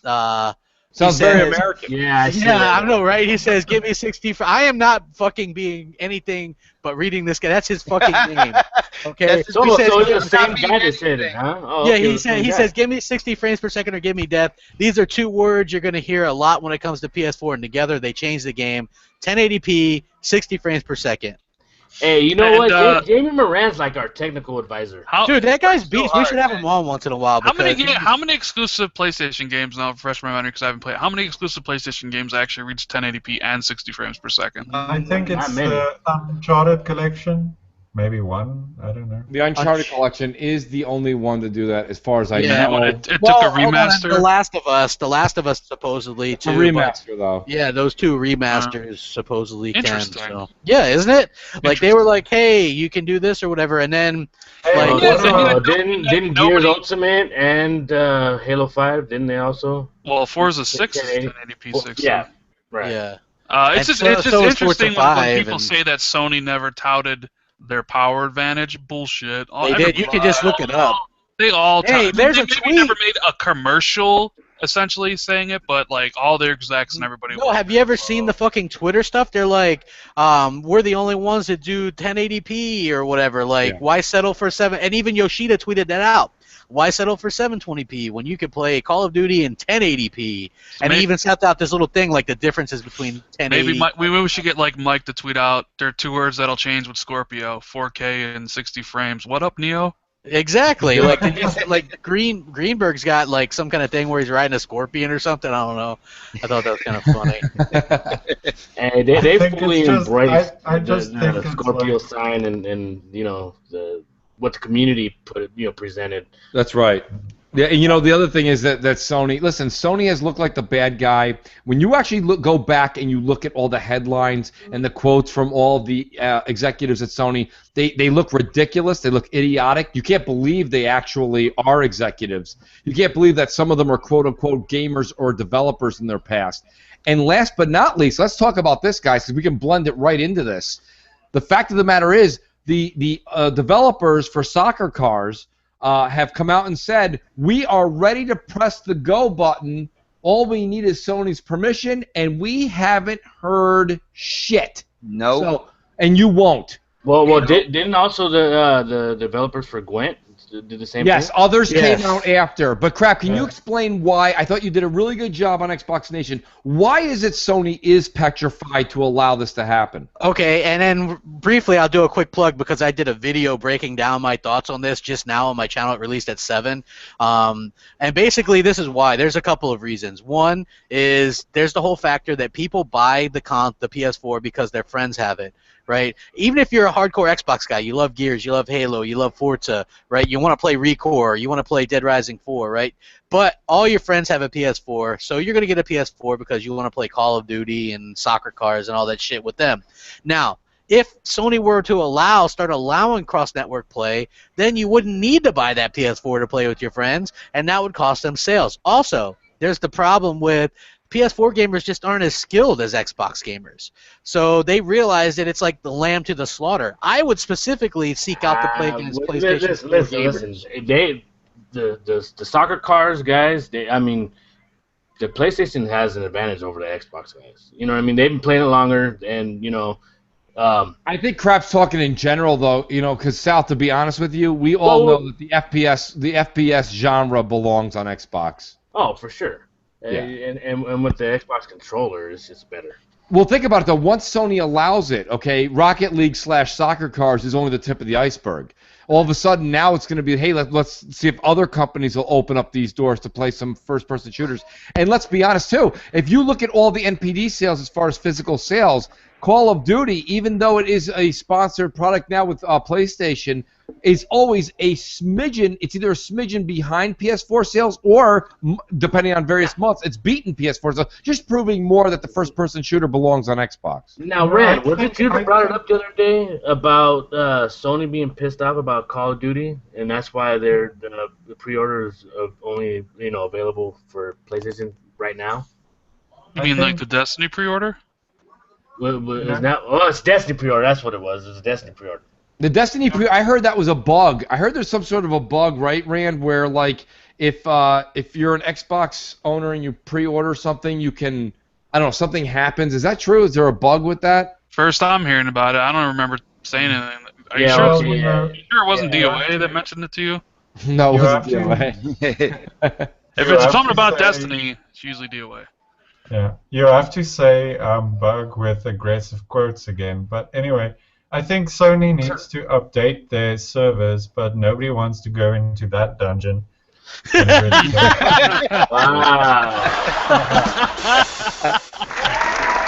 That's pretty good. That had to be one of the best ones yet, man. Yeah. Hey, drop the mic on that one. It's so just dry. It's just like Yeah, it is. That's like the funniest fucking thing, though. Listen, one of the best comedians to ever walk up and down Broadway and do his bit was Stephen Wright. If you don't believe me, check out some Stephen Wright comedy, man. Oh, I already know him, man. Big in the 80s, big in the 70s, and that's what Dreyer's got. So if you guys don't know what we mean by dry humor, there's definitely a place for that in society. So Mooch, here's what I was thinking about this, because I thought about this the other day too. I didn't make a video like Crap because I'm not as cool as Crap. So That's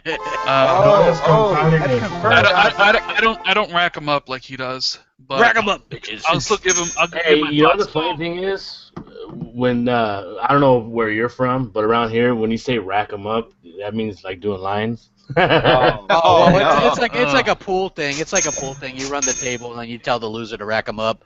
That's Yeah, no, I got know, it but from. around here, Yeah. when you say rack 'em up, Oh, gotcha, dude. That definitely ain't me. But So Go ahead. I think Microsoft essentially got a one-up on Sony here, and they pushed them in a corner. And here's what I mean by this. So So everybody knew for the longest time Microsoft's internal policy was no crossplay, unless it Right. was like on their Windows thing, which nobody wanted to use. So it was always no. So when Sony was like, yeah, we'll do crossplay with PC, they never thought in a million years Microsoft would change their internal policy. And this is where Microsoft kind of like beat them to the punch, is that when Microsoft was discussing internally that they were going to change this policy, they got all their ducks in a row.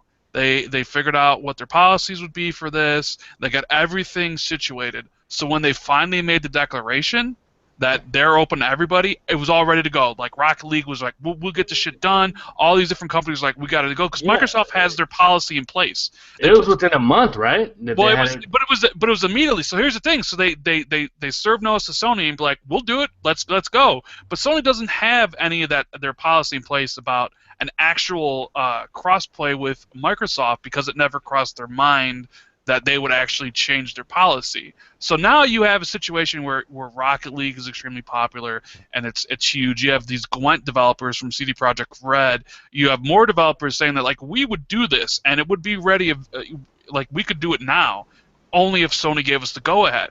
So Microsoft essentially flipped around what used to be a negative where they didn't allow crossplay, and now it's we allow crossplay and the fucking holdup is Sony, right? When it used to be Microsoft, and now you have all these stories. It's a good PR win for Microsoft? Well, it was a great PR, but I'm saying like they were prepared for this. They put all their policies in place. They put all the infrastructure in place, so they were ready to go immediately. Which for Sony, now Sony's playing catch-up, and now you have all these things from the devs saying, we're ready to go right now, right this very second. We have everything figured out. Sony just needs to say yes. And Sony's like, well, we don't even know. We have to go back and talk about the business and all this stuff. That is something that Microsoft had spent months preparing for. So you're going to have more and more stories come out pressuring Sony to do this, because scared of that shit, man. Well, but here's the thing: they have to do it. They have to, because in their marketing campaign, they're for the players. That's right. And someone who's for the players wouldn't want to turn down this opportunity Dude, to half of the stuff that they've done isn't for the players. It does. It's their marketing slogan. But when you know, do you think they're afraid of this? It's kind of like a Pandora's box. I don't think if you're looking at it from Sony's perspective, there is no reason to open up crossplay. They have the largest user base, potential largest user base, so it doesn't do anything for them, right? But the developers want it, because if you could somehow, if you could combine all the user bases for every single game out there, then essentially there is no game that's not going to have an online population. Like games could live forever, because you have population from PC, Xbox, and PlayStation, and even maybe Nintendo. But like Sony thinks that like that's the advantage of having the #1 system, is because you have people be like, I want to buy Call of Duty, or I want to buy this other game, but I don't know if I should buy it on a Nintendo system because maybe nobody plays it. Well, you wouldn't have that concern anymore, because now you're playing with 30 million other people that potentially have the game on the other platforms. So Sony's probably thinking, we don't need this, but on the other hand, they have developers. And remember, they made T-shirts. What PlayStation loves developers, right? And they have their slogan, for the players. This is a very pro-consumer move. This is a very for-the-player move. And they have the developers fucking basically taking Sony to task. And it's a brilliant move by Microsoft. They pretty much fucking force Sony into a fucking wall, where if they come out and say no, they look like a villain. And then maybe you start glass box of emotion. Right, and then you'll see like Polygon and IGN calling them out for this, because it's essentially going against the mantra of the company, which is for the players. But now here's my thing, Rand. Everything you said, you're the whole time you're doing that, I've been lighting a match. I agree with you. I think you're on. I think you're right on par. Here's the thing. Didn't Sony also backhand the consumer by avoiding EA access? So if they listen, that is value. There's no, especially now. It was something to say when it first came out, because we were like, well, it's new. We don't know. Maybe the Vault's a gimmick. Maybe they won't throw anything in it. The Vault is amazing, and at the end of August, it gets that much better. But if Sony's been able to turn their back, and EA access gave them a chance to come back in, and they still refuted, my point is that. Is this Sony just still going to put their foot down? I don't know if they're going to back down to the devs in this case, and I think you made a hell of a case. Well, Mooch, when it comes to EA access, Sony had something to fall back on and said, you know what, that's not a good deal, even though it is. Yeah. But here, look at our PlayStation Now. That's a good deal. All right, so they don't have anything to fall back on when it comes to like the cross network play. Right. You see what I'm saying? So that is where I would kind of agree with Rand on. But if they are going to do it, they are going to hesitate and they're going to delay and they're just going to to the point where maybe people will get tired of it and it never happens. Yeah, I mean that's the thing, and that's what they're. I think Sony is hoping this leaves the media, leaves social media, leaves the mainstream media. But I think I it's don't think up to. so. I agree, South. You're right. I hope we keep pushing it. Go ahead, South. I think it's going to continue because and in the end, it is a PR hit. You know what I mean? Because quote unquote, you're for the gamers, but you're not going to do this. And like Rand said, Sony don't really have to, but to save face, it would be in their best interest. Yeah, they're going to have more than just CD Projekt Red and Psyonix coming down, batting down their door. No, that means like I mean, hell, EA even or fucking Activision. Even Blizzard was like, we'd love to do it with Overwatch.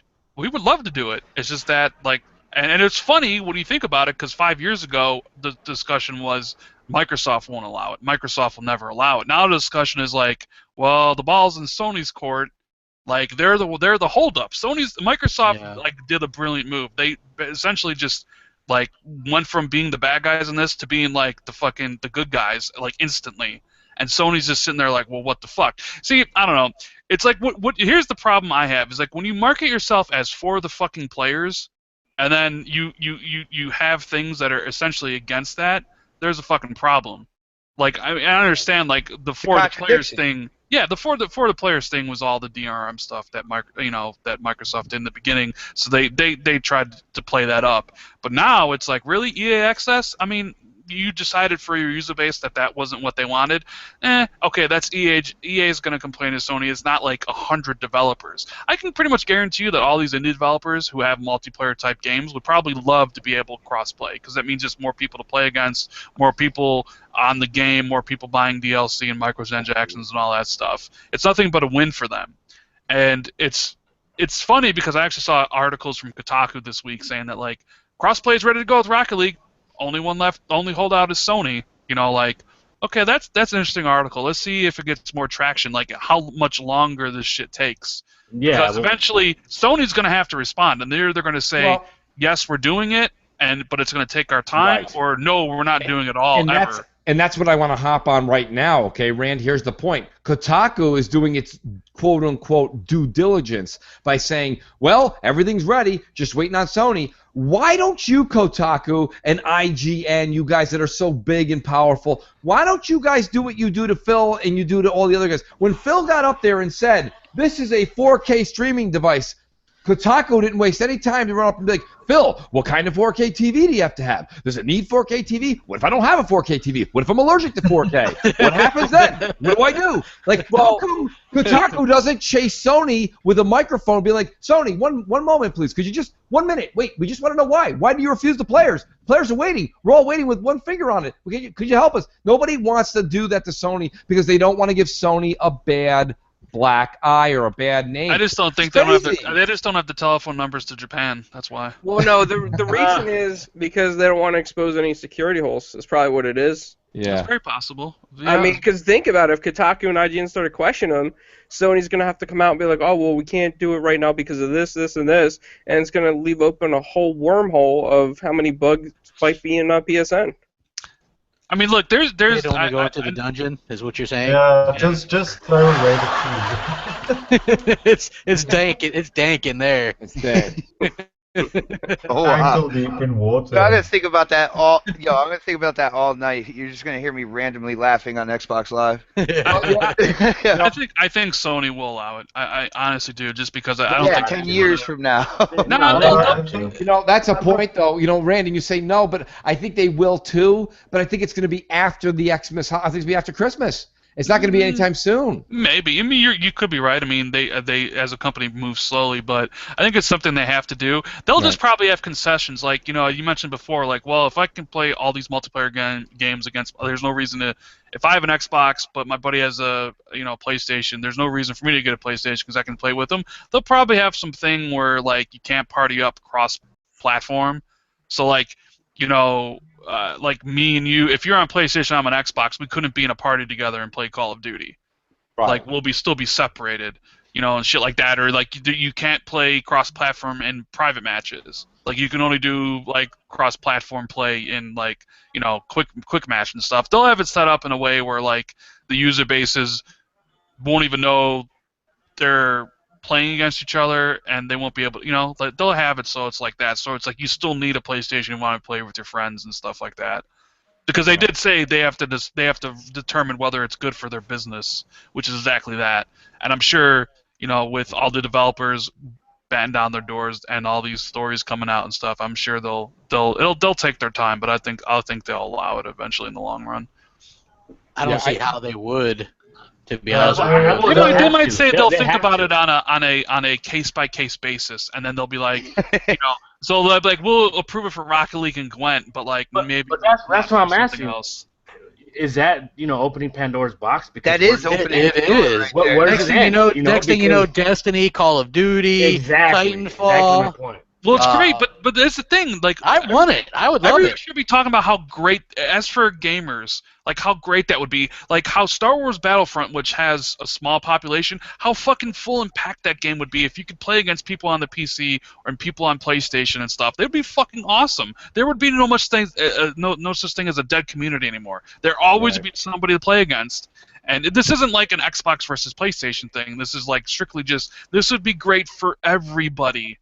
And it just seems like there's one company that is kind of like is the one like And fortunately, right now, it's not the evil empire of Microsoft. No, there's one company holding back the fucking the water. But Rand, it is an Xbox PlayStation thing, because I know you did just incorporate PC in there, but PC has a whole lot of different spider webs to kind of deal with. It initially would start out console, and then it would go to allowing PC. And I think we all know that Mike and his team could definitely do this. I don't know if the others could, but you'd have to be able to know that the PC user is using a controller, for all practical purposes on first-person shooters versus a keyboard. That's a whole other subject. Which is why Rocket League works fine, because it's right. Yeah, you're right. I mean, I don't think anybody's going to want to play Star Wars Battlefront keyboard and mouse with people on console. Yeah, so you're right. We already know. Listen, you can even talk to most Sony fans. Any Sony fan that has something working that's 3 feet above that lump that's 3 feet above his ass, that head that he has on his shoulders, if they have one of those things, they would understand that Xbox has the better servers and the better online. So. Yeah. That ultimately, I don't know. That's the thing, guys. We sit here and we're like, Sony has to do it because of consumer. They have to do it because of consumer. But don't forget, they could do it and then just limit it to like indies, or do it and just limit it to like soccer car type games. You know what I'm saying? Well, here's the thing. I would love it. Let's just say hypothetically they don't allow it. I would love to listen to the PlayStation fans try to justify that decision. Right. Like I listen to them try to justify the EA. Say there's no need because of the consumer base. That's I say all the neutral podcasts, right? I would love to listen to what the reasoning of why Sony would disallow it, or even the Pro PlayStation podcast. Like, so why is this a good thing? Let me listen to your reasons, because I can't honestly think of one good reason not to do it. Well, Xbox gamers are too good. We're just too good. I mean, if Sony wants to come out and say the reason we're not doing it is because Xbox gamers are better, okay, I will accept that as a reason very, very well. They're going to lose a lot of customers with that one, but I mean, I do think over, and of course we're all biased on this channel. I mean, that's the truth of the matter. But at the same time, the skill set level and the first-person shooter, the controller itself is built. You can't say, listen, there's a reason that sports cars and F1 racings don't have the same steering wheel as a sedan made by Toyota, okay? They have a racing steering wheel, okay? There's a reason for that. And we have a controller built for first-person shooters. The ergonomics, the way that the thumbs are placed, the way that everything just happens a little bit more naturally. Microsoft put well over $100 million into the research of these types of controllers. It feels like a gun. It really is. It's built that way. The actual triggers themselves, I get such a kick when I still today hear people tell me that the DualShock 4 has such great triggers. But what's funny is the minute they say that, they're like, well, what I mean is it's better than the DualShock 3. Well, the DualShock 3 were like a straight like cliff. It was just a flat push down. So the fact that they took a flat push down and put a slight curvature on the bottom doesn't make it better. The Xbox One, like Southbound just said, is the trigger of a pistol.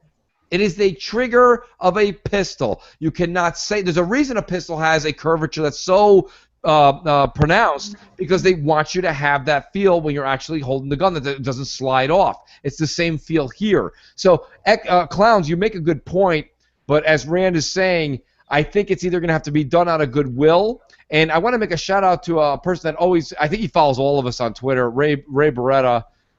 He's a big fan of all of ours, but he tries to stay a little bit impartial, but he's an Xbox guy, no matter how much he doesn't want to come out and say it.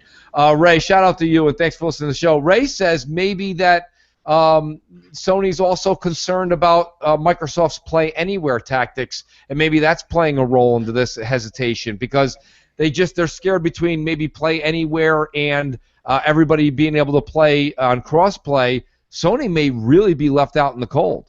I mean, that holds some water. I mean, what do you guys think? Do they Play Anywhere scaring the shit out of Sony, or not really? No, because they're spinning their narrative. Well, we still have our what's it called? Their games. The one where they have their they're just gonna only share to like a Vita device, right? Right. Well, see, that's the thing. You know what I mean? Because that's what all the Sony guys are saying. Well, it's only on PlayStation. That's it. It's there's no PC or nothing. It's a PlayStation exclusive.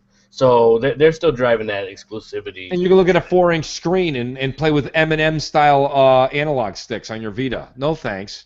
Yeah.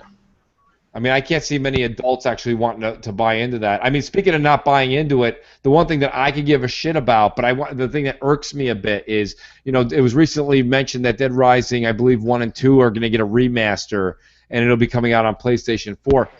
Here's the thing. To be honest with you, I like Dead Rising. I really do. I'm not a huge fan of it. So the fact that it's going remastered to PS4, I could give two shits. But here's my question to the Xbox community. Are you fed up the same way I am? I'm a little more fed up with the fact that Sony keeps getting some of our exclusives that are third-party. We never seem to get any of theirs. Can we get one third-party exclusive? Can we get one? What do you want, Mooch? Well, yeah, exactly. I don't know. Listen. Well, listen. I got news for you. Wait. Hold on, though. Hold on. Before that, I want to answer a question with a question, Xbot. Okay. What if this was a Sony podcast, and I said to you, "Hey, Xbot, Sony bot. Sony bot. Which Microsoft third party would you want? You know which one you would not have said? Dead Rising 1 and 2. So my point being is this. Why is it we're not getting them? Which one it is irrelevant. I just told you I don't care that 1 and 2 are going over there. I'm not a huge Dead Rising fan. I don't really care. But why is it we can't get one of their third-party exclusives? You say Bloodborne. I say Street Fighter V. Who cares what the name of it is? I don't care if it was even a Sony PS3 game that was a third-party exclusive. Why can't we get something that used to be only theirs, but Microsoft seems to have relinquished their chains on a lot of the stuff they held sacred? Do you guys see what I'm saying? That's where I'm pissed off. Well, no, we did get Rocket League, though.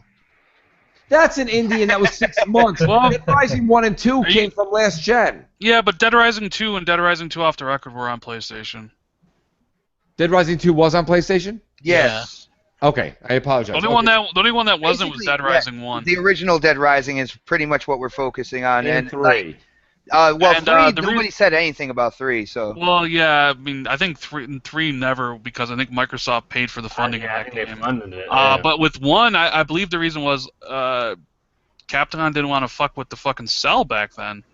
A lot of those early games, like, I don't even think the original Saints Row went on the PlayStation, because those were because the PlayStation 3 wasn't out yet. Well, it wasn't out yet, but they didn't port it later because the PlayStation at that time wasn't selling very well, and the cell was very, very, very difficult to port to. So they didn't even bother porting Dead Rising. They did the sequel and put it on there, but yeah, I mean, I don't know. I mean, some people like Dead Rising 1. I really wasn't that big of a fan. The timer was bad. At the time it came out, I really enjoyed it at that point. You know what I like doing? I just like going around killing zombies. I couldn't really do much else. I was messing with the cult people all the time, the guys running around with the knives that would charge you. Yeah, I like messing with them. Question is, when are these games coming out? They gotta come out soon, otherwise they're just gonna come out in the holiday and nobody's gonna give a fuck about it. Yeah. Yeah, I mean that's the thing. Well, they're probably going to come out sometime around the holiday. You're right. Nobody. Well, yeah, you're right. Who the hell in February? And January, February, and March are looking stacked already next year. Yeah, I mean it's like they come out now. Like right now, today would be a good day. There's the next Like big that game. Batman collection would have been good to Yeah. come out when it was originally supposed to, because it would have been slow time. Yes. Right. Now, Mooch, can I Yeah. ask you this? Did Please. they actually say it's not coming to Xbox One? Because when I looked it up on like It's coming to Xbox One. Yeah, it's coming. All right. No, it's Okay. coming next. It's coming to Xbox One and PlayStation 4. You mean the Dead Rising 1 and 2 remaster? Yeah. Yeah, it's coming to both. Yeah. Yeah.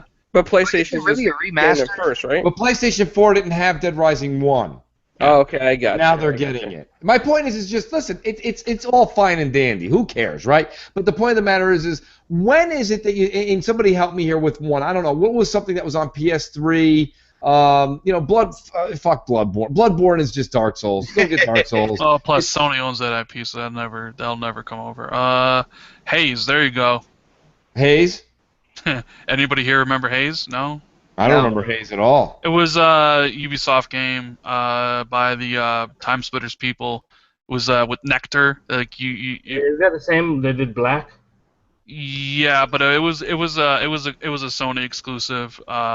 And I remember when that shit happened. A lot of people were like, "Yes, this is finally it." And then that game was just, I mean, go and type it in Google. It was a fucking piece of trash. I'm trying to think of other. I remember the name, but I don't remember. Haze? Yeah, Haze. Haze was made by Free Radical, Yeah, right? Free So Radical. Free Radical was supposed to be a Halo killer, Mhm. and they had trouble working with the cell, so it always ran really shitty on the PlayStation 3. And actually, Right. Free Radical had the contract to do Star Wars Battlefront 3 and 4 from LucasArts. And Haze scored so bad and did so poorly that company basically couldn't do meet their the bonuses that they were supposed to on Battlefront 3 was almost done, like 95% done, and then they basically closed up shop, and I think Crytek bought them out or Yeah, something like there weren't that many third-party exclusives on the PlayStation because PlayStation really didn't start coming into its own until about 2011, 2010. Right. Like all the third-party exclusives and all the bigger games were on Xbox in the beginning. Like I'm trying to think, like there was that what was that game that Dragon game crap Lair. That was third party. That was exclusive. that was a shitty game. That was a shitty game too. I'm trying to think. I can't even. Can we leave the shitty category and not mention Mag? Well, because I mean, there weren't any. That like, was the first Mag was party, bad. though. Oh my God, Mag was. I mean, was I guess you could say the Kingdom Hearts games, but there was no Kingdom Hearts game last gen, if I'm right. Yeah, they just had like the remasters. They just had like or Kingdom whatever. Hearts 385 divided by 40, but Yeah. Whatever the those fuck were on that- like. Yeah. This may be an offline subject. What the hell is Kingdom Hearts? I never played it. Is Oh, you should ask get She-Wolf in here. She'll She-Wolf, yeah, explain. she will explain. knows Kingdom all Hearts about to that you. All right, shit. we'll save that for an Xbox Nation discussion then. Apparently, I honestly don't see how playing as Goofy or Mickey in a game and there's adults excited about it. I'm confused. I'm utterly confused. I know a lot of people that really like that series. My I've God, never played That's it. with Kingdom Hearts. Absolutely obsessed with it. Yeah. And there is a consumer base out there for it. There's a huge fan base. So if they were to bring the latest version of Kingdom Hearts math equation to X1, it would probably be a good thing. I wish they would bring the remasters to Xbox One, because then I'd play it. You know what I mean? Because like Kingdom Hearts 3 interests me, but I have never played the other ones, and so I hear it's really Right. confusing and shit anyway. So I don't know. Well, here's I'm gonna wrap it up with this conversation here, guys. Crackdown 3 was supposed to be a big summer beta, and then it got word on the street was it kind of got pushed back, but for good reasons. I mean, South, Rand, I want to hit you guys up. South, what did you hear while you were out at E3? Anything about Crackdown? You know what? Didn't hear nothing about it. Interesting. Kind of behind the scenes, you're hearing, that they're having trouble with the cloud and all the technology, that's implemented with it. But I mean, Aaron, he spun it that we didn't need it this year. You know what I mean? Obviously, he's a veteran marketer, so of course he has to, save face. But you seen where was a Game Informer came after our interview with Aaron. Yeah, and Shannon Loftus was like, "Oh, we're playing builds of it all the time. It's just not ready, because the multiplayer's ready, but the campaign's not ready." So, Dude, did you hear what they're doing with the campaign? It sounds ridiculous, man. What? The fact that the gangs, once you become a threat to the gangs will literally group up together and come after you. All right. So it's like the Warriors. Yeah, they'll be like, all right, we're fed up with this agent over here. That's it. Like, we're grouping these three gangs decide to call a truce and come after you. Like cool. That's gonna be insane. I'll just jump like 350 feet in the air and just blast them all with some fucking rockets. It's funny, like, I was never really on board with the whole we're gonna bring the multiplayer to you, and then the rest later. We never heard. Yeah, the separation of the two. To me, just save it for Scorpio launch or whatever, and wow the fuck out of us with the fully destructible cloud. I mean, look, that cloud shit should have never been talked about till they were ready. You know what I mean? But you know what I'm saying? Because it ended up being turned into a joke and all this shit. I mean, that's a legit thing, but if they're having problems with it or it's not ready, then why talk about it? Well, that's the thing. I think you hit the nail on the head. It's made for Scorpio. I mean, obviously, that's probably what ultimately they're gonna wait for Scorpio to come out, because you want the most power to run this game, right? And if they're having problems with the technology and the cloud side of it. Well, what does that say about the Xbox One version if they're waiting for the Scorpio? I was just thinking that, dude. They're going to have time to clean it up and stuff. I mean, it'll run on both. It's just going to be like having, Tomb Raider on 360 and Xbox One. You know what I mean? Maybe. I mean, you could be right, but I mean, there's a big disparity between 6 teraflops to 1.3 teraflops. They could say all they want. Oh, it's going to be virtually the same, experience, but we all know. I mean, just like the Neo, how there's going to be the Neo mode, they're not going to come out and say it, but there's going to be extra games. We'll have Xbox guys killing each other over blades of grass next. I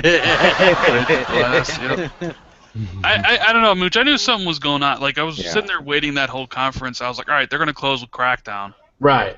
And I was like, and then they didn't. I was like, okay, so where's Crackdown? And then I met some developers who I knew were working on Crackdown, previously, that were now on different games. And I'm like thinking to myself, well, these guys are on different games now, then, and they're not working on Crackdown. I'm like, man, Crackdown must have been having some issues, and they pushed it. So it probably makes sense. I mean, Shannon did say, hey, we're doing really big things with it. We want to give the team more time. It's not ready.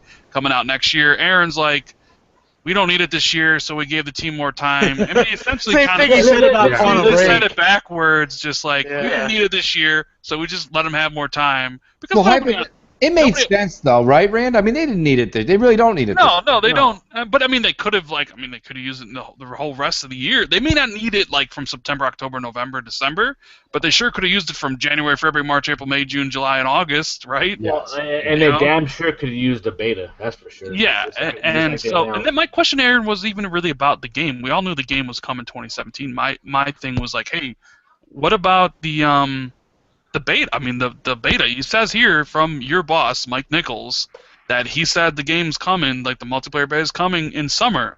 That's what I asked him about. I'm like, is that been delayed? And he kind of was just like, well, the game's always coming out till next year. I was like, oh, well, that wasn't really what I asked, but I think South's right. I think it's moved to Scorpio window.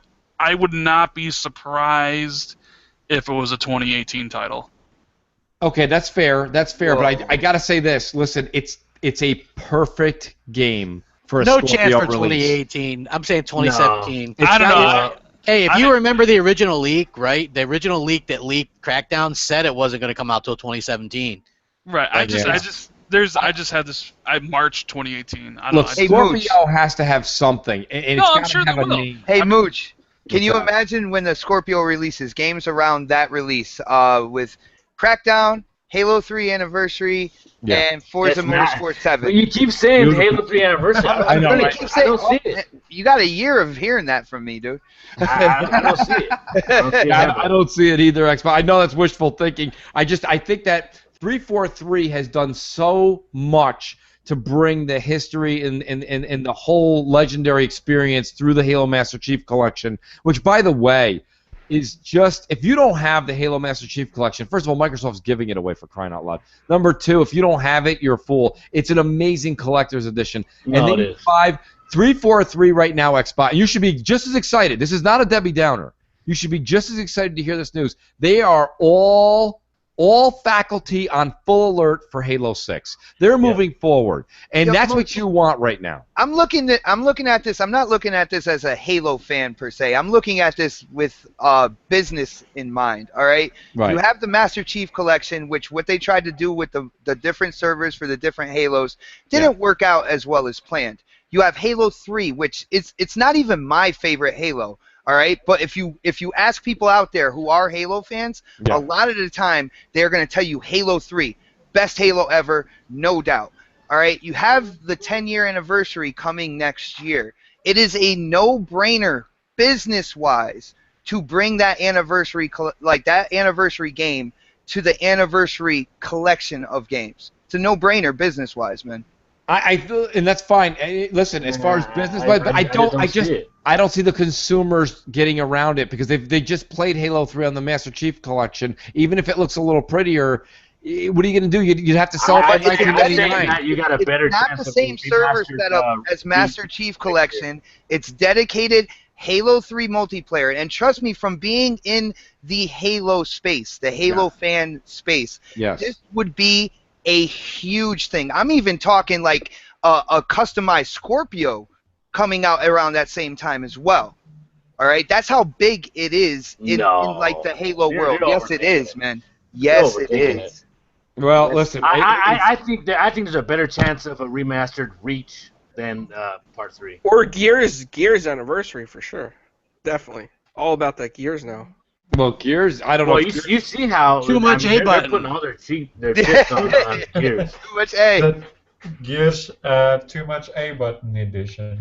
Yes, I'll be first in line for that. Too much A button edition, and and that console, it's too red, guys. And did you see it has scratches on it? I mean, that does go as what would be their big game for the fall holiday next year. It has to be Crackdown 3. Crackdown, because Gears ain't going to be ready. It's this year. Right. There's no way Halo 6 is ready. No. So that's the year after. So I mean, is it Halo 3? Forza 7, Crackdown 3, and Scalebound is going to be the. Are me and Rand kind of agreeing here? I could look. I mean, I don't want it. Like, if there's one thing that look, if there's one thing that everybody complains about this gen is fucking remasters, right? And we literally just had Halo 3 in the Master Chief Collection, right? And that's why I say this. And Microsoft is trying to condition its customers to accept the microtransactions of Halo and Gears with the Gears boxes and loot boxes that you buy, and Halo with the microtransactions and the rec packs. To then offer Halo 3 fully redone Scorpio style with classic Halo gameplay and classic Halo multiplayer without any of those trappings. Yeah. I don't know. Like, I could see. Yeah. Obviously, if they're going to do it, it has to be next year. But then it's like, are they really going to do a 10-year anniversary for Halo 4? Fuck no, because Halo 4 is a piece of garbage. No, that would end that, because that's the Master Chief. Like, that's the first 3 stories. That would end that whole thing. You see what I'm saying? You have the anniversary for 1, 2, and 3 was supposed to be kind of like the end of that. Halo 4 is when they came back and they decided to do this new story, develop this new story. But Halo 1, 2, and 3 is a full story together. I mean, at some point you gotta stop these anniversary things. Are we gonna have a 20-year anniversary for Halo 3 1? will be it. That'll be it. It'll be done.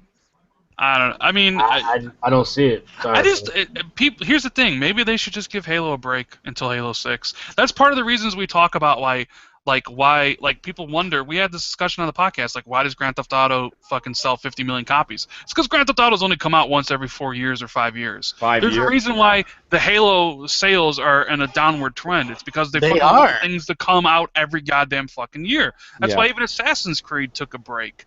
Like, that was the smartest thing Ubisoft did. Assassin's Creed took a break because they were rushing them out yearly. Right. And they really started affecting It really sales. is that. So. It is that. We had 2014 was the Master Chief Collection. Then you've got Halo 5 was this year they're off, and I think they're going to take a couple years off. Well, there's Halo Wars next year. Halo Wars, that's right. So Halo still. Yeah. Every time you say Halo, It's out there, right? So Supposedly I think they're still working on that Halo show too, so that's what they said. I just think That's fine. they need to not do another anything Halo related. I mean, Halo Wars is completely different in my opinion. yeah. I don't think anybody kind of. RTS, man. They just need to not do anything Halo related until 6 because make it special again. You water down the brand when you have a fucking new Yo, Halo 6 every. 6 is gonna be off the chain, man. But like I said, you can't leave that anniversary door open. In my opinion, like I'm kind of saying that they're gonna come out with this, but I am listening to what everybody else is saying as well, and I'm trying to kind of formulate common sense here. Xbot, I'll meet you in the middle, okay? All right, let's do this. All right, I want you to tell all the people that play with you. Here's what's happening. Mooch is going to give you this promise, all right? Halo 6 comes out 2018 Yes. on Scorpio, Xbox One S, and when you buy Halo 6, you get the Halo 3 remaster included. Huh? I'm pulling a Call of Duty on you. No, I can't meet you there, man. I'm gonna stick to my guns here. Halo 3 anniversary around the time Scorpio launches. I don't understand what they would do to it, because if you play Halo 3 on the Master Chief Collection, they already improved the lighting and stuff and made it 60 frames per second. But here's the thing, with the Master Chief Collection, there is a stigma because of the multiplayer. All right, it turned a lot of like Halo fans off to the Master Chief Collection. Then you have voting, which it goes majority vote. So half the time you're not even playing those Halo 3 maps that you love, being that Halo 3 is the greatest of all time. Trust me, I've dealt with this constantly. Yeah, if they come out with that dedicated anniversary that has the Halo 3 multiplayer maps back to that traditional type feeling, close the door on those anniversary editions with that Halo 3 being pretty much the last one. It's a completion. It's done. It's over with. Move on. I don't know. I just think if they're gonna do some kind of anniversary thing, they'll just give away the Master Chief Collection. That would be awesome, but yeah. Well, I don't know. I don't know. With that, well, this is what I want to say. We're going to wrap up today. We're just at about 2 hours, and the panel's been fantastic. I want to go down and do a couple shout-outs. Crap Gamer, why don't you start it off, and I'll end the show with a little shout-out. What's up, everybody? Crap Gamer. You guys can check me out on BGST, which is going to be Sunday, and then you guys can also check me out on my channel. We do Xbox Nation every Wednesday, and we got Mooch there, and Rand sometimes when he decides to show up, and I've got a couple videos out usually every day. So I had one just released at 7, so go ahead and check that shit out. Sabotager. I had it it was scheduled to release. I mean, I don't really, it's not really up to me. I'm only kidding. Anyway, yeah. So go check it out, and after you guys get done here, and oh yeah, somebody's mentioned about the NPD. Like the fanboys are really going to be pissed off about that. But yeah. So yeah, rock out with us, and also like the game night Saturday could possibly be something good. I forget what the hell the choices were. I know Doom was in there. Garden Warfare 2 was in there. Battlefield 4, and I think I'm missing one. I think it was Call of Duty Advanced Warfare. Yeah. The only one I don't... Actually, I don't have Garden Warfare 2 or Battlefield 4, so I'm hoping for one of the other ones. Well, I'm still voting for Doom, but that's probably never going to happen. I'll vote with you, man. I'll vote Doom with you, man. I appreciate it. Southbound and Down, how about a shout-out, bro? It's always good to... I'm so glad you were here tonight, bro. It's always good to talk. Oh, I love being on here. You know what I mean? It's kind of funny because I've heard a few people say, it seems like you have more fun on CrossFire than you do on TXR. I'm like, what? You know, it's funny you say that. Listen, I'm proud of you. I'm proud of Rand. I'm proud of the entire team at TXR. You guys have a hell of a show. I never miss it. But I'll tell you right now, literally, you do really shine on this channel, and it's because I think me and you talked about this early on, right, South, off the air, and I said, listen, I want you to come on, and I don't want any bullshit. I want you to say what's on your mind. If it's in your gut and you're not feeling it, talk about it, And I think that's the cool thing about the show is you really get to express your opinion, and it's neat because a lot of times, South, you have to be politically correct, and on this show you don't. You can really explain yourself. And I think that's why people say that. They're seeing your true colors, and they really enjoy what you have to say. So I enjoy it.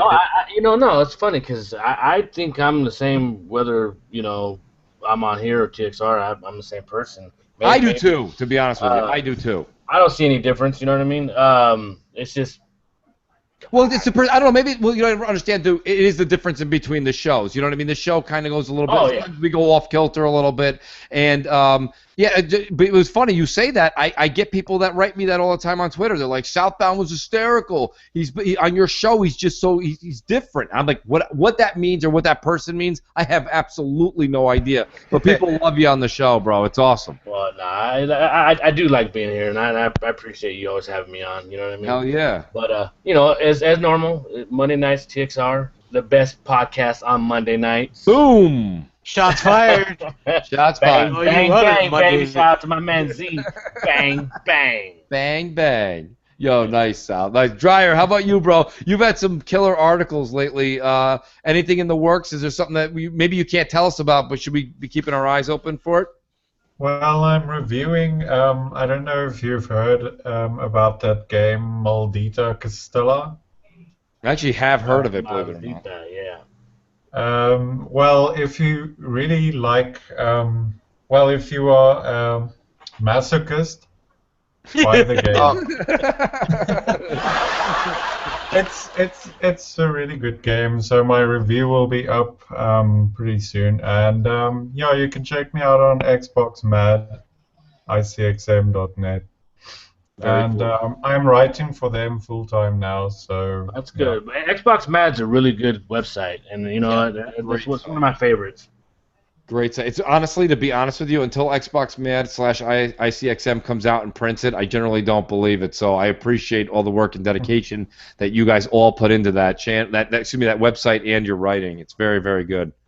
Yeah, Jez and Ash and everyone there, they're pretty good guys. So. Nice. Very cool. Very cool. Graphic God, I don't know if you can chime in or not. Am I still botting? There you are. You are here. Am I as clear as a bell? You're here, buddy. I spent so much time trying to get this mic working, and all of a sudden I'm botting it out. I don't give a crap. He's botting it out. He's Booting it out. Graphic God, well, give us a plug because you are fucking. Every week you make someone else look better and better. Today it was Randall Soft Serve, but that's awesome.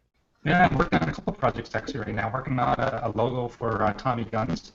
Nice. Probably I'll follow him. Shout out to Tommy Guns. I'm also working on a logo for Xbox Mad. Oh, cool. Oh, that is cool. But you're botting like You're botting again, Graphic God. Yeah. Is that really bad? It's Yes. you know it's stuttering in and out. It does what mine does. You gotta like unplug it, plug it back in, and then like leave the podcast and then come back in. But it's probably already too late for that shit. Well, I'll reiterate it. Shout out to Jay at Graphic God. I have his information in the description, so if you want to, his website's on there. He is doing something for ICXM, and he did something just recently for RAN. Thank you, Jay. We appreciate you being here. Just your presence is amazing, so thank you. I appreciate that. Clowns, 4 Guys with Quarters. Tell us about it. What's up, man? Every Thursday night, 7 p.m. Eastern. One of the best podcasts on Thursdays. I'll say it that way. Nice, very nice. YouTube.com, Twitch.tv. Say it. If you back your shit, say it. Damn it. 4 Guys with Quarters. Go there. Very nice, very nice. We'll definitely check it out. I always retweet it. Xbot, you've got something cooking tomorrow, I think. When is it and where can we find you? Oh man, well actually I have this is the kickoff to a big couple days for me. I'm starting off with CrossFire. Of course, we have the next podcast which is on my channel XBot448 every Saturday 6 p.m. But I'm trying to run what I call the gamers block, which is if you notice we have next podcast, there's the shop podcast, and then GKB and She Wolf host Game Time on Saturday. Yes. I'm trying to do all 3. So starting off with CrossFire today, and then I'm going to try to go in and do next and be a special guest on the Shop podcast. So big shout out to PTK Blam, Predator, and all those guys, GKB. As far as I know, I'm a special guest there. Governor. And then go into Game Time. So hopefully it's Doom, dude, because I have Doom. Hey, I hope so, man. If it's Doom, you'll see me. I'm out there. I got over 50 hours in that game, so I He'll think be drunk, yeah. People will be like, "Oh my God, it's Mooch! Oh my God!" And he'll be like, "What the hell?" And Mooch, just one more thing. I do want to let people know about the nextpodcast.com because there's so much to that website. Snaps has done an incredible job with it. Yes. Not only do we have like all like personal things about each of the podcast panel members, but we do have a page dedicated to basically the community podcasts out there, rising YouTubers, stuff like that. So there is so much to look at that website. Very cool, very cool. No, shout out to there are a couple of ladies out there that are do some fantastic work for all of us. Shout out to She Wolf and GKB, and also shout out to Snaps. Snaps Yeah, does a lot of- GKB, the lady. Wait, I feel bad not giving GKB a prop to. That is their. They always say it's 50-50. So whenever I mention one, I like to mention the other. But Snaps does a hell of a job on Xbox channel. Yeah, really, they really do a lot for the community. Thanks to those two ladies. I hate to leave any of the other ladies out. Like Lady Foxfire is huge Foxfire, don't forget Fox her, and Delilah is awesome. Yeah. I'm a big fan of hers. So and you gotta add Mamacita in there too. Mamacita, very much so. Mamacita, if you're listening, you should start following me on Twitter. Follow Mooch, ignore the neutrals. Rand, I'll soft serve. How bad is it when somebody follows me but not you? Yeah, right. Well, I talk to her. No, we do. No, me and Mamacita talk. We do talk frequently. For some reason, we've never hit the follow button. But it's due to happen. It's due to happen. It's like the sun coming up tomorrow. It's gonna happen. Rand, I'll soft serve. I know that Southbound always seems to go before you and take that TXR plug. But what else is happening? Anything coming up? Giveaways or something? I mean, well, yes, but we not any. We do have one. We do have. He wasn't ready for it. Yeah, well, we do have one gigantic big giveaway coming up, but not anytime soon. Not ready to be announced yet, but I'm sure you'll know when we do it. But I just want to thank Jay again for this awesome. It's fantastic. Avatar. Seems like everybody seems to like it. Yeah, so, it's pretty kick-ass. Yeah, I mean, it captured the essence of the soft serve, you know? It's got the soft serve. It's got Rand as a badass. It could be a legit fucking logo for an ice cream shop. I could. Yeah, if you it scares you though. Look at that stare, man. He's giving you like that fucking thousand. He's looking straight into your soul. Yeah, that's he's the like, picture. my ice cream. That's the picture Rand gave the South after his seventh round selfie. Yeah, he was like another fucking picture. Jesus. But as far as TXR goes, we listened to the fans. Plenty of people hit me up, hit Mock up, hit South up about wanting other ways to listen to TXR other than YouTube. So we bit the bullet, and we are now on iTunes and Google Play and SoundCloud and Pocket Casters. So if you guys would want to go and subscribe and rate and all that stuff, yeah, so if you guys want to do that, it's out there. If you don't want to listen on YouTube, you can listen on your favorite devices or now you can save your data. Yeah, so, if you guys do that, you can go rate the show, write a review so more people can find it, so more people can I don't even know where I was going with that. I haven't gotten no retweet from you assholes either, so what the hell? Well, Crap's a little mad because I was sick and I didn't show up for CrossFire.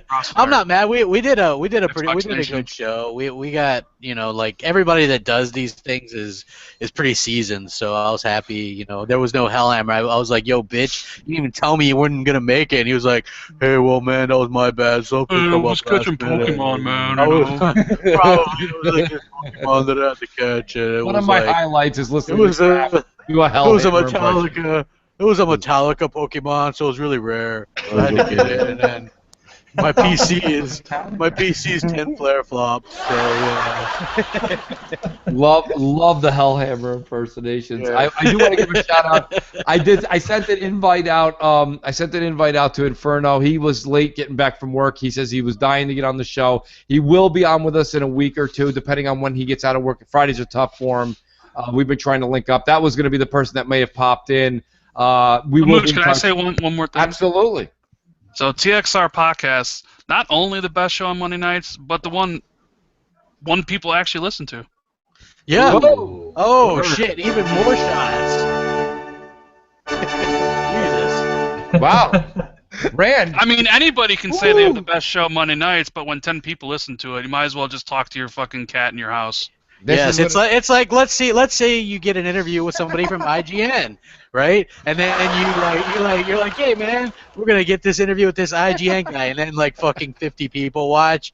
I mean, at that point, you just pack that shit in because you know you're a failure as a podcaster, right? You might as well just fucking podcast to yourself. Listen, here's the thing. When it comes to podcasting, the audience can hear this out, and people, anybody and everybody has the right to go to their local Best Buy or go online to Newegg and buy themselves a mic. But just because you can buy a mic doesn't mean you know how to use one. Some people shouldn't. They should fucking return those mics ASAP. I mean, there's this site called eBay, people. Listen, the audience is truly Mr. Negative. Enrique. The Stinger. Oh, you guys don't get crap. Easy. Wow. Listen, easy crap. Easy crap. Crap. Easy. Listen. I got fucking something in my throat, guys. My bad. The audience. Listen. The audience has always been the jury, executioner, etc. They make the choice. The audience goes to where they want to listen to the news. We appreciate them coming here. We'll be back next Friday. This panel will have a couple more people. I've even got a guy from England joining us next week. We can't wait to hear him. Thanks for joining us, everybody. We'll see you next week. Good night.